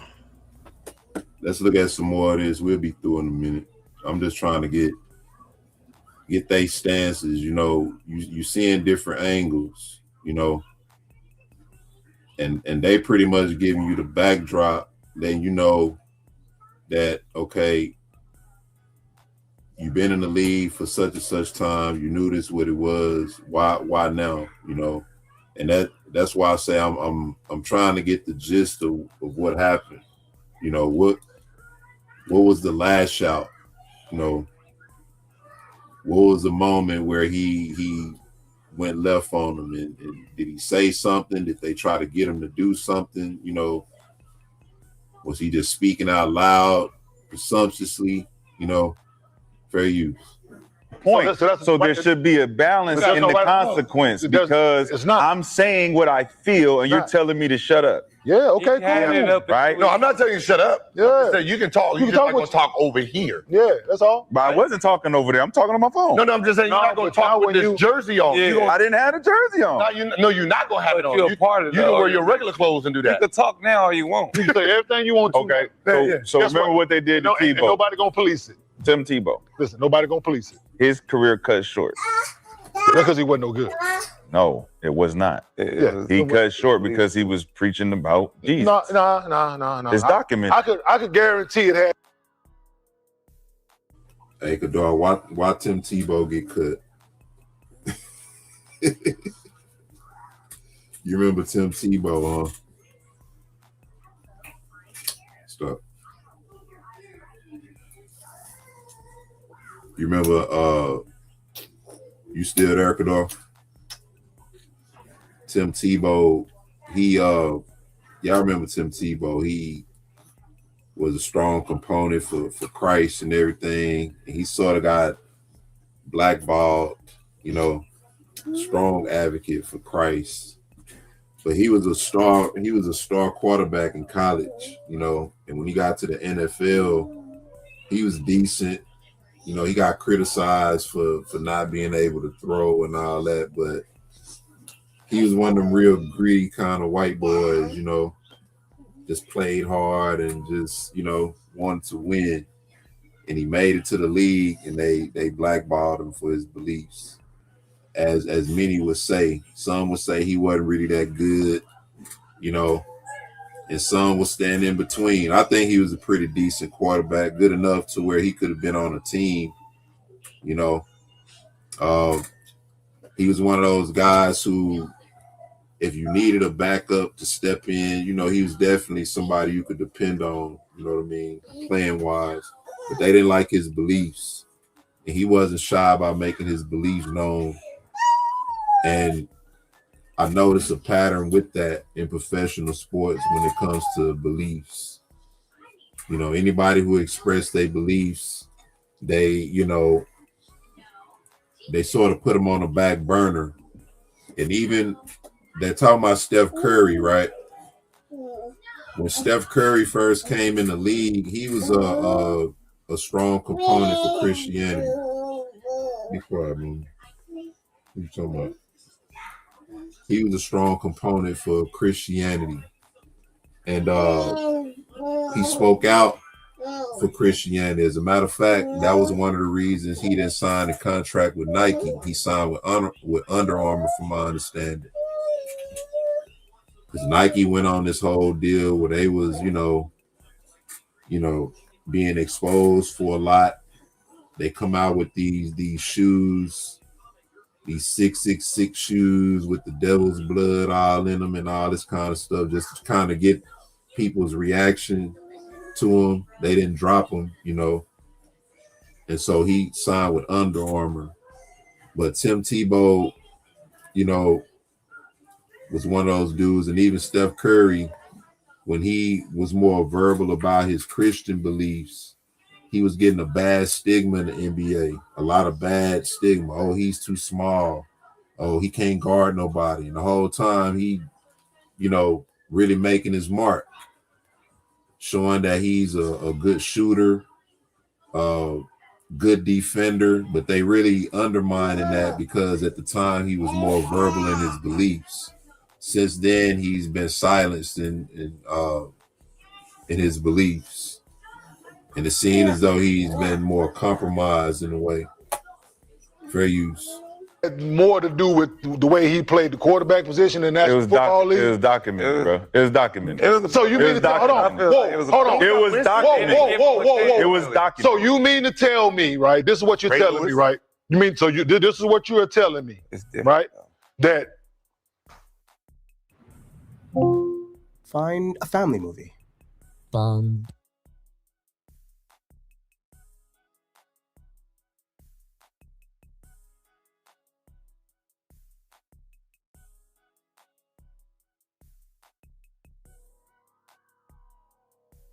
was out here, motherfucker, throwing 35 touchdown passes a year, right? Throwing this motherfucker for 4,500 yards a year. So he was a rookie. He wouldn't still have a job? He was a rookie. And being the Christian that he is? I'd be in church with him. Huh? Gotta give him a chance. They never gave him a chance. I don't understand the reference. What's the ref? What does that? I'm telling you, his career was cut short because he wasn't playing the position what he was supposed to be playing the position. Took the team to the playoffs the year before he got. And plenty of people took their team to the playoffs. But that has nothing to do with my point. 1 year. That has nothing to do with. Right, like I said, he was a decent player. It's just if you go back and look at Tim Tebow, and yeah, he was a white boy, but you know, it is what it is. If you go back and look at him, the way he played, right? He led his team, even when he played in the NFL, you know, he won games and he led the team to the playoffs, right? But they undermined a lot of his achievements because of where he stood in his beliefs. He was never enough he could do, right? So he led his team to the playoffs. As a matter of fact, he came in that year as a substitute. And once he started playing, you know, they started winning. And they went to the playoffs that year. I think maybe the second round or so, they end up losing. You know what I mean? But he did enough to prove that, okay, this dude belongs in the league, right? He deserves a job in the league. He should be playing for somebody, right?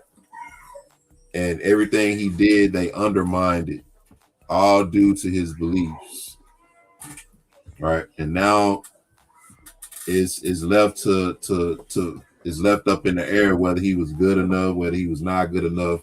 You know, a lot of people were saying he wasn't good enough then. They criticized him, saying he couldn't throw that good, you know, which he wasn't a real good deep thrower, you know, but he completed short passes, he could run good, and he did a lot to help his team win. None of that meant anything, right?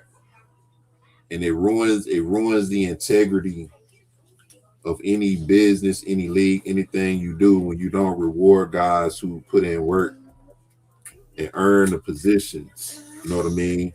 Because you want it to be somebody else, or you really don't like this guy because of his beliefs, and you know, we'll find somebody better, right? That's ruining the integrity of the league, and that's what's been happening to these professional leagues. None of this should even be a factor. LGBT, you know, all this different stuff. If we're talking about playing basketball, I don't care what you do in your personal life. I don't care nobody on my job. I don't care what they do in their personal life. Once we not at the job, that is your business. Nobody's lifestyle should be made any type of propaganda, mainstream propaganda for other people to be forced to accept. You see what I mean? But then that's the nature of a war. That's the nature of the silent war. Right? Spirits are at war. So if we living out the nature of these spirits, then we're gonna be at war. It's just a silent war right now. Because that's how they get to win. Once you come out and speak, they try to get rid of you. Because they don't want to go to war with you. The war to them is you being compliant. You know, it's a secret war. It's a silent war where they in control. And the more compliant we are, the more we can spread, the more they can spread. You know, even if you don't live a lifestyle, if you just neutral and just, you know, that type of person who, you know, you cool with it, you know what I'm saying? I don't really care, you know what I mean? And I'm not saying you should care personally about what anybody does, especially if they don't bring it to you. But if they bring it to you, that's when you take your stance. Right? It's like a bully. A bully go around bullying everybody, and you might not do nothing about them doing something to somebody else. It's when they come to you, because people got to be able to stand up for themselves. You might not have enough strength to stand for somebody else. You see what I'm saying? But when they come to you and you stand up, bam, now that's where your strength is. Get back.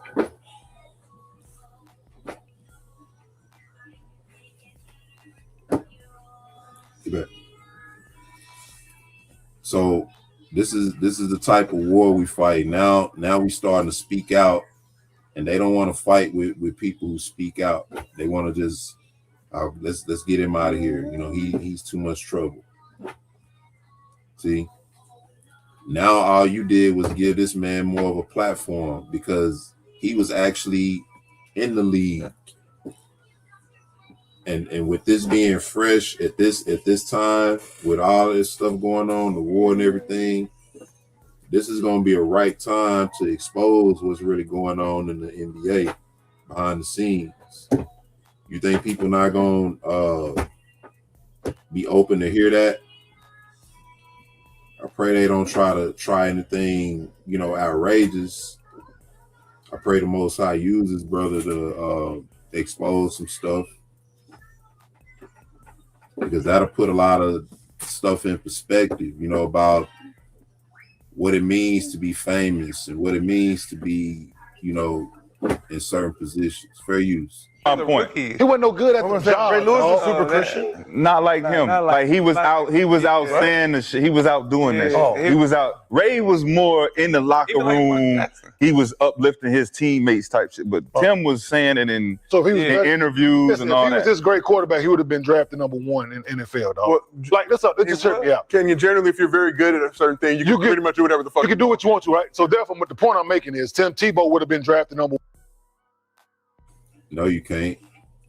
You can be the best player in the NFL, and you still wouldn't be able to do what Tim Tebow did, because they're going to bring you down. I believe Tim Tebow that year was projected to be a top draft pick. I forget where he fell to in the draft that year, but, you know, he wasn't no slouch. He's saying that, you know, if he was a great quarterback, he would have been drafted #1. I forget who was drafted #1 that year.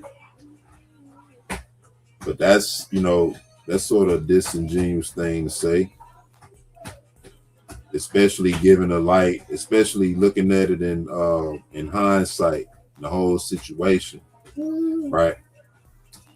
If it hadn't have been for his beliefs, you know, none of this would have really been an issue. You would have been judging him just for what he did. And, you know, some people, like I said, they have that about him because, you know, of the type of quarterback that he was. But the bottom line is he did prove himself, you know. He did prove that he did at least deserve a job in this league, but it was about his beliefs. One in the NFL, and he wasn't.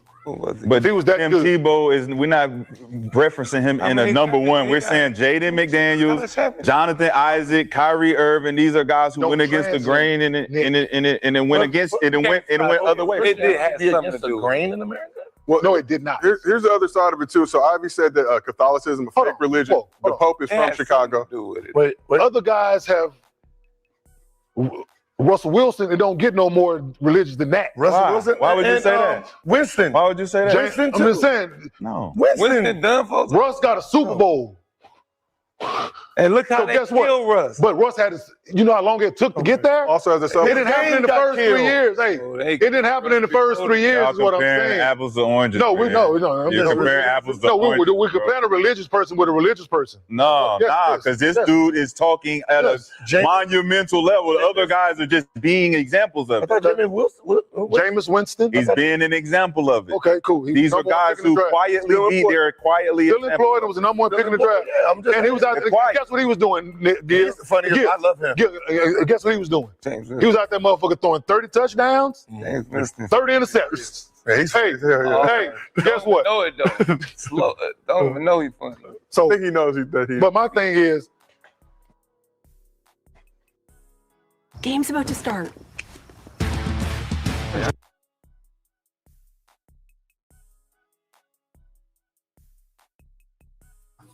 I'll go ahead and stop it there.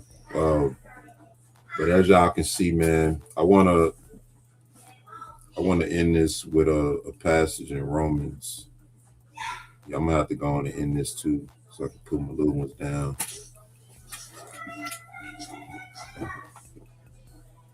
Romans 1.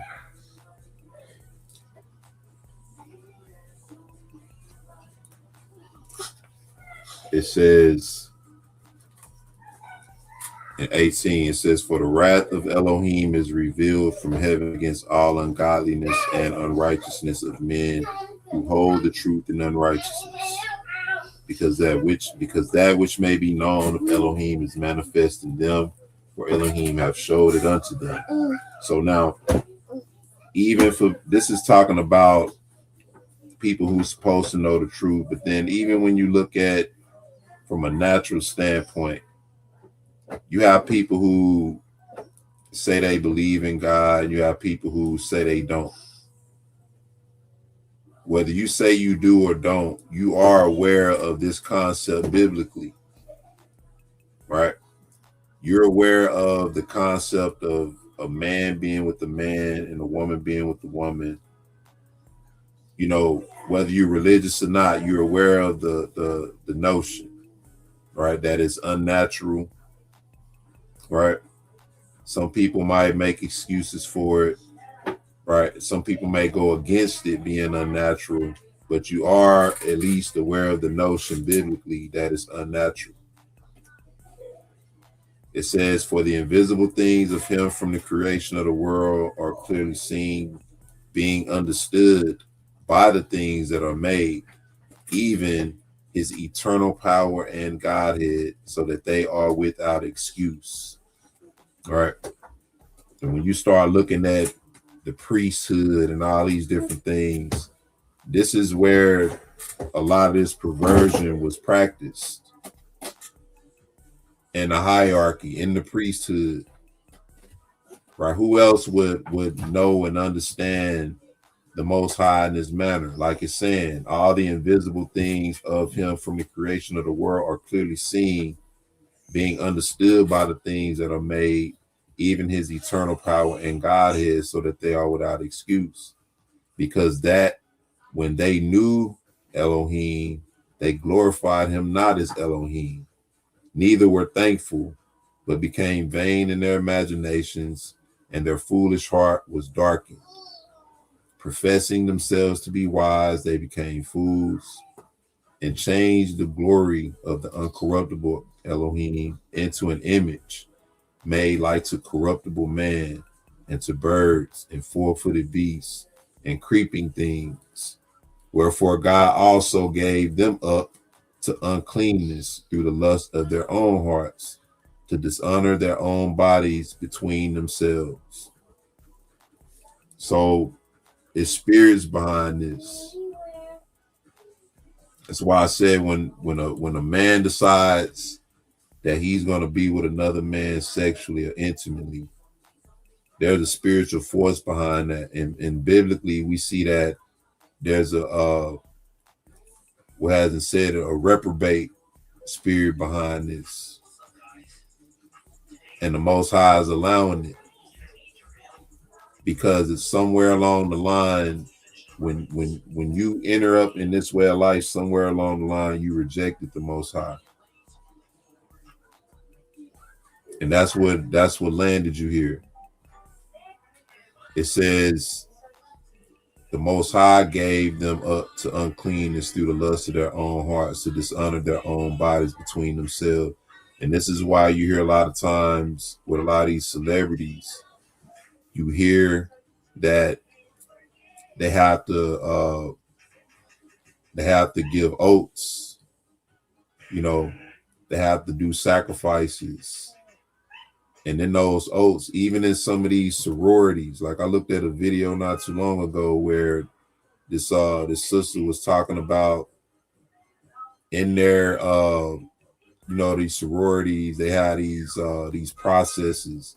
In these processes where they meet up late at night and all these different things, they're doing chants and they're making oaths to spirits. These spirits, they're making oaths and tying themselves to these spirits all their life.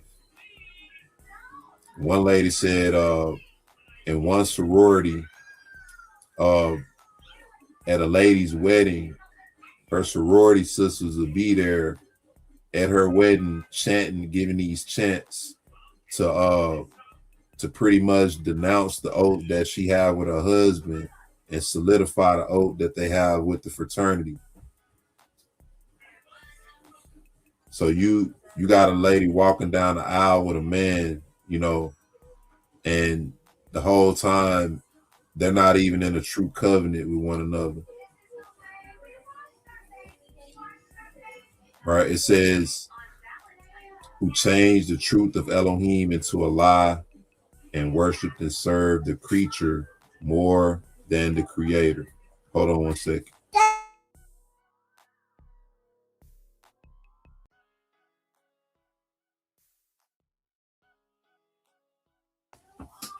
Yeah, let me hear this up. All right. It says, for this cause, watch this, for this cause, Elohim gave them up unto vile affections. For even their women did change the natural use into that which is against nature. And likewise also the men, leaving natural use of the woman, burning their lust one toward another. Now, when you start talking about professional sports and all this kind of stuff, you're talking about people who have a level of perversion that's beyond what we probably could comprehend. You know what I mean? You're talking about people who are perverted on another level. And I've seen, I was watching this one series where you had the Roman gladiators, and what the emperors would do, they'll have the top gladiators. This is why when he said, if you the best, you can do whatever you want to do. It's like, nah, if you the best, then they really gonna subject you to their power. They really gonna seal you in, right? What they would do, they would take the best gladiators, and you know, the emperor would want to see the best gladiator, and he would just pick any random woman or man, and he would have them have sex right in front of him. You know, and they would just sit there and watch. And these people were subject to the emperor. And so you talking about perversion on a whole nother level. And these are the same type of people that a lot of the athletes are signing contracts with. Not saying that they necessarily doing anything, all of them. But in any case, these are people that you sign to. All of this is just for sport, right? For them. It says, men with men working that which is unseemly and receiving in themselves that recompense of their error, which was meat. And even as they did not like to retain Elohim in their knowledge, right? Just like we see this, they try to get you to do something and you say, no, I don't want to do that. You know, I don't want to do that because I want to stand on my beliefs. They're going to ridicule you for that. they're gonna look at your beliefs as problematic, right? As if, and see this, and this is the thing. What they're afraid of is that there may be other players who do have the belief that this is wrong. They just might not be standing up. But if one person stand up, then another one will, then another one will. They just afraid of that contagious spirit of people standing up. Because the NBA and all that is not really what it's all cracked up to be. And this is just testimony from a lot of people who've been there. Especially money-wise, man. A lot of these dudes get screwed out of money. Right? They get screwed out of a whole lot of money. They leave a lot of money on the table. By the time they retired or finished playing, they done left millions on the table due to different clauses in their contracts or different things they set in their contract that they not able to meet. So they leaving all this money on the table.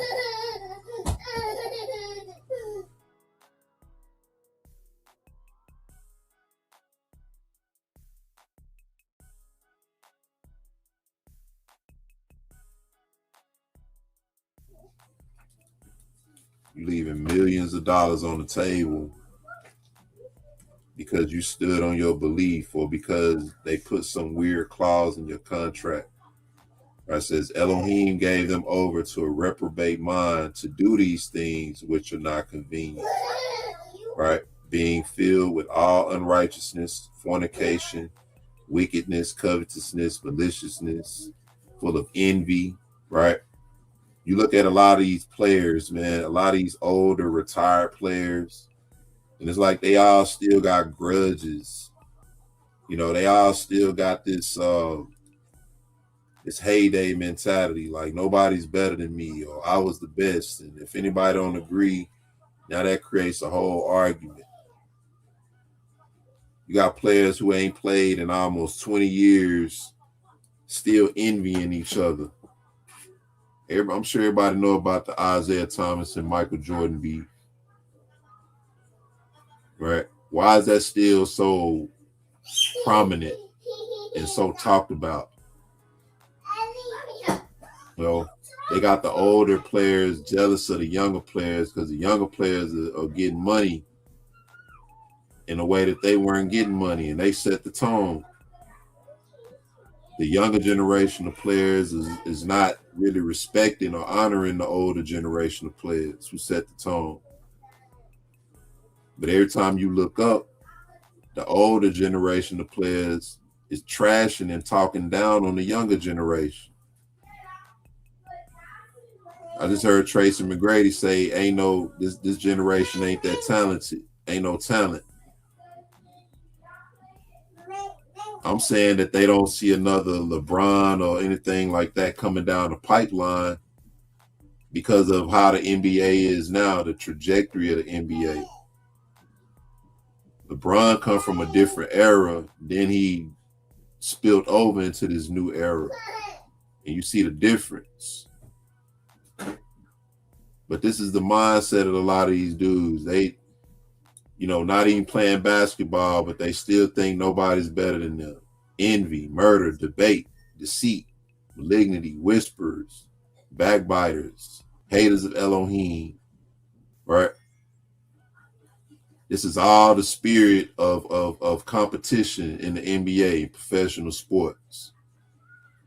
You make all that money, you can get all the women you want. All the wickedness, all the dope, the drugs, right? Covetousness. Every day somebody after your position. And every day they getting in your head, somebody in your head about what you got to do. So now you after the next man position. Maliciousness. Right? You got people who will even try to hurt some of their own teammates. Just so they can play. Or hope they get hurt so they can play. Man, I want somebody to knock his ass out this week so I can get in. See, you got an organization full of players like that on a professional level. Envy, murder, right? It even get to this point. Murder. You got players who will set other players up to be jacked and murdered and all that kind of stuff. Debate. Who better, Michael Jordan or LeBron James? Right? We can't have two black men that was great in their own right. It's who was better. Neither one of them ever played against each other.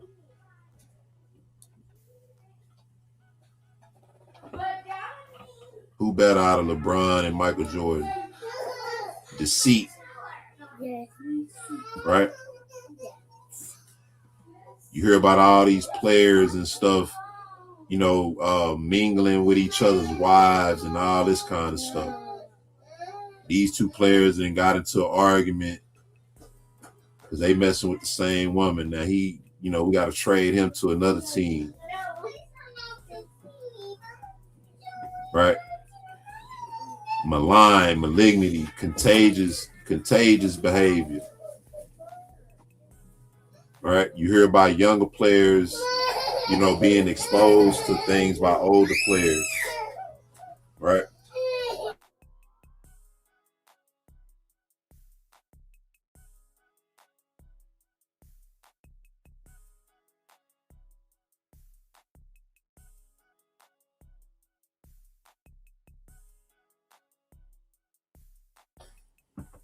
So all this stuff is written. Backbiters, haters of Elohim. How many of these top athletes do you ever hear profess the name of the Most High?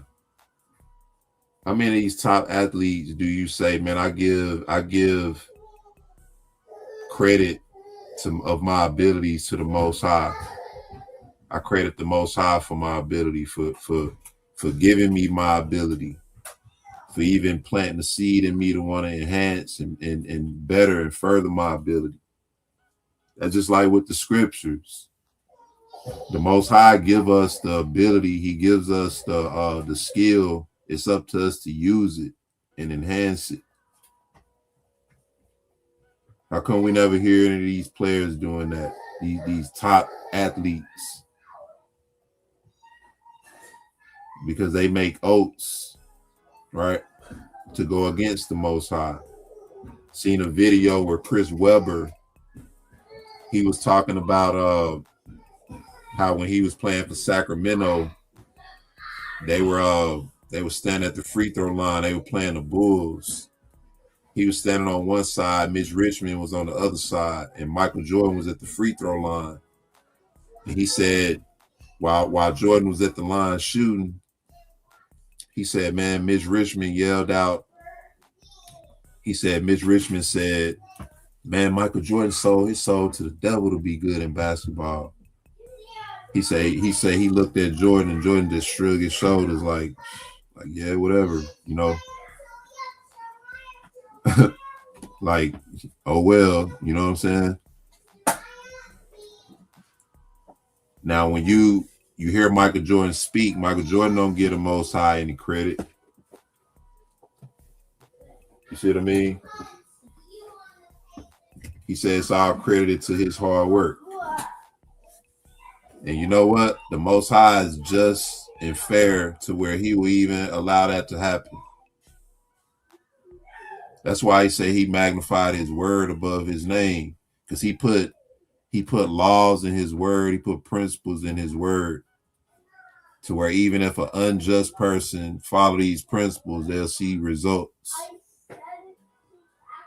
Because he let the rain fall on the just and the unjust. But we don't even credit him for that. See, even he said he created the wicked. He said he created all things, even the wicked, for the day of judgment. He said despiteful, proud, boasters. This is the spirit of competition, inventors of evil things, right? Look at all the different things now they being exposed for, the sports enhancement drugs and all these different things.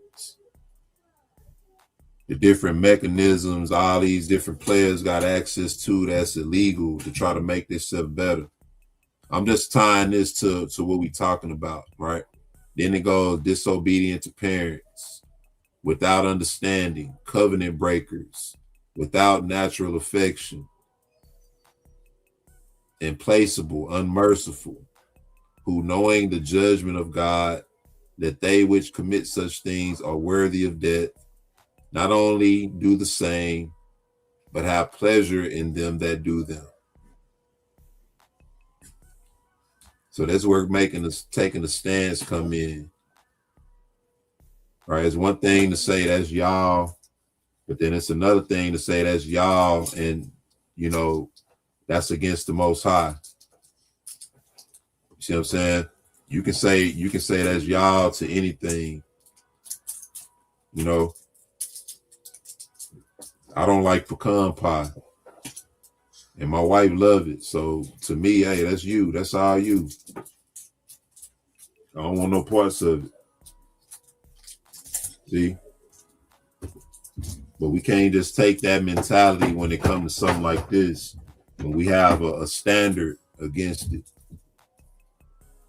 Say Miss Richmond knew the truth. Yeah.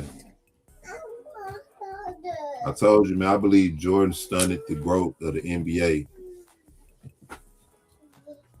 You know, when you sell your soul to be the greatest, that means can't nobody else be in that position. That dude ain't played in over 25 years.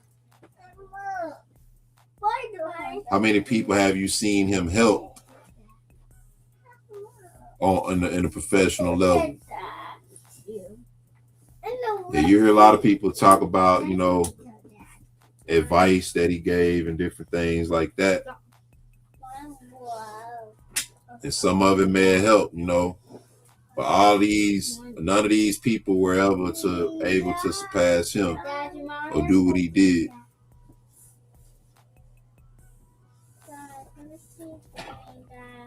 Yeah, I remember that too.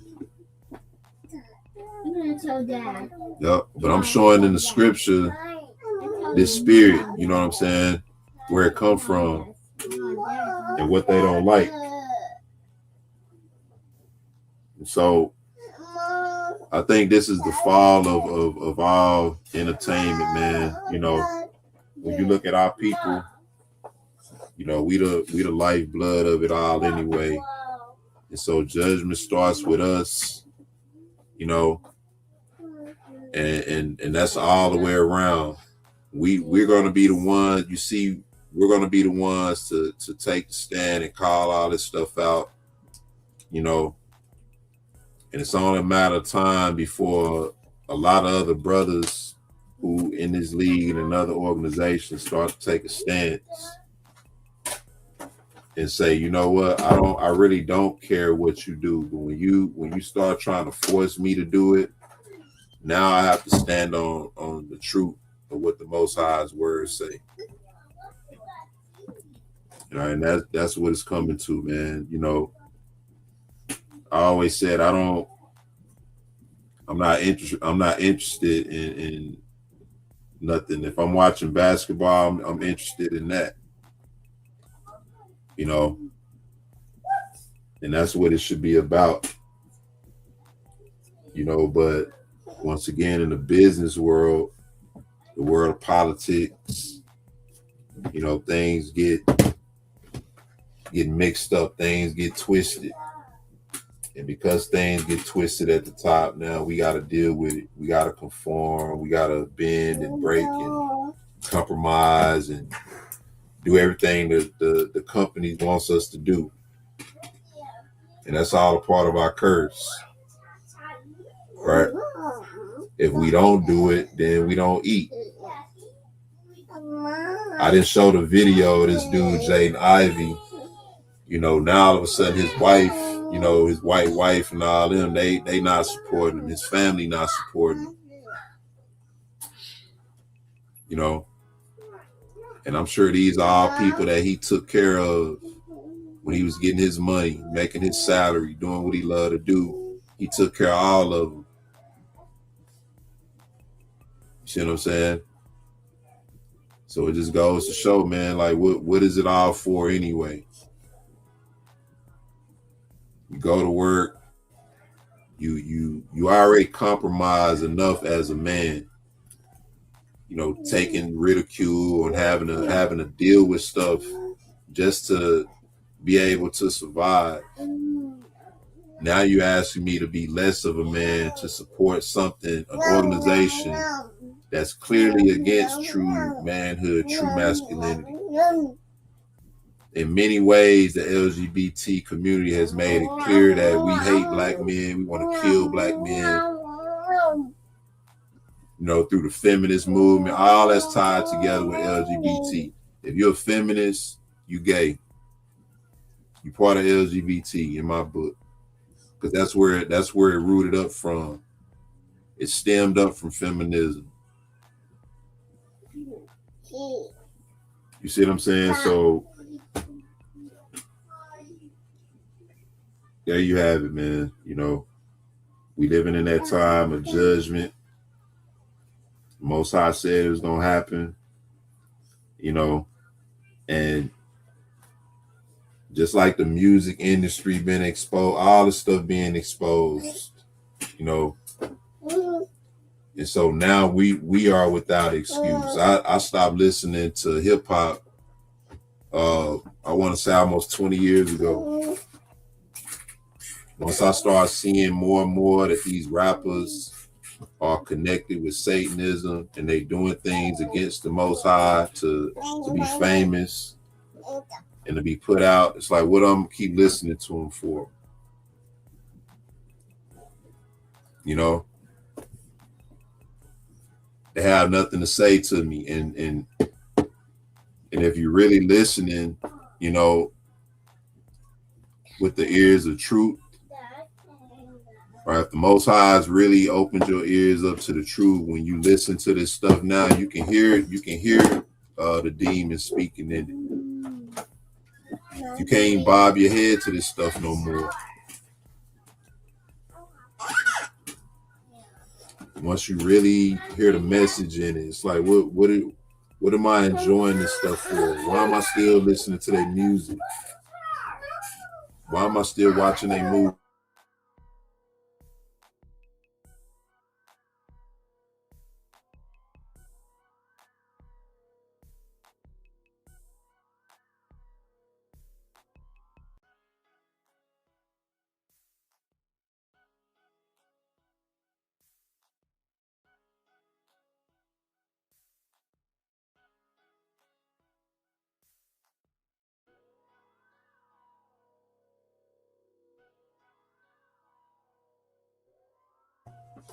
But yeah, man, I'm gonna go ahead and shut this here down. But yeah, just think about it, man. Now we get a chance to really see what side we on. You know, I done boycotted the NFL. I barely watch any basketball or anything like that. And it's only just to really see what these young brothers got going on. Because a lot of them are talented, you know. But I'm to a point where I'm ready to shed it all, man. You know, we got enough talent within Israel to where we should be able to facilitate ourselves, you know. And that should be our mindset. If you think about all this ability, all this entertainment, the Most High is in charge of all that. He gave us all these abilities. You know, our forefathers were athletic, you know, to the point to where they could outrun deers and wrestle bears and lions and all kinds of stuff. So we have that ability in us. We just have to ask the Most High to help us put that in perspective. How can we use this stuff to benefit the kingdom? There's nothing wrong with us liking entertainment. How can we use this entertainment to draw people in and do it in a way to where it's not giving nobody glory but the Most High? You know, nothing wrong with liking music. But why I gotta be perverted? Why I gotta be foul and lewd music?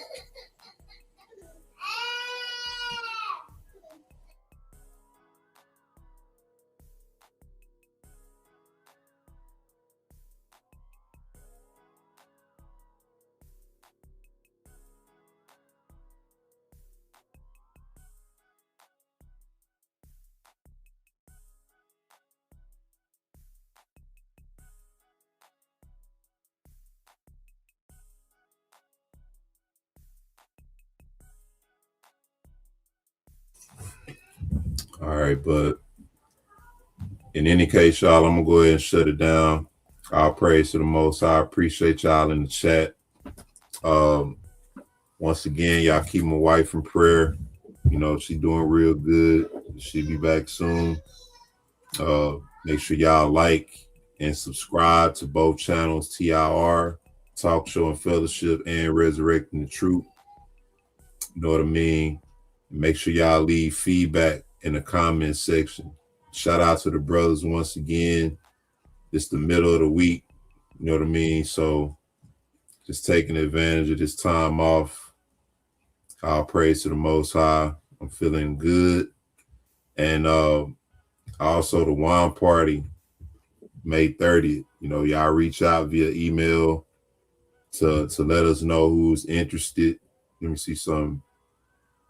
I think that's my email at the bottom.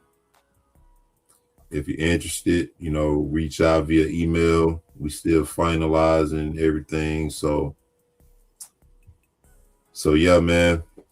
Other than that, you know, I just want to thank the Most High for these times that we in. You know, I don't feel a sense of fear, you know, and I can't say I don't feel anxious in a way, but it's not in a bad way. Like I want to do something before the time. It's just an excitement, you know, because I'm more so looking forward to us, man, being in the land that we supposed to be in, you know, and the truth being established. Because like I told y'all, when we as a people, when our feet touch the ground that we belong on, it's gonna revive us in a way that it's unexplained. You know, the Bible talks about herbs and plants that's gonna heal the nations. That's a sign that it's still healing, is healing in the earth, you know, and where we belong, us being where we belong in the earth has a lot to do with the healing of our bodies. It got a lot to do with our biology, our growth. You see what I'm saying? All of that, our health, all that ties into our deliverance, our salvation. You know, we over here waxing old, dying of all these sicknesses. And even if you try to eat right, it's like you can't escape it. You know,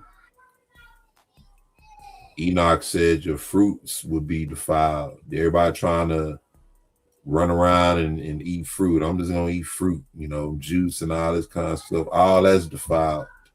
Everything is defiled. You know, but it's gonna get better by the grace of the Most High. I want to thank y'all once again. Shalom and blessings. Love y'all. See y'all on the next one. Peace.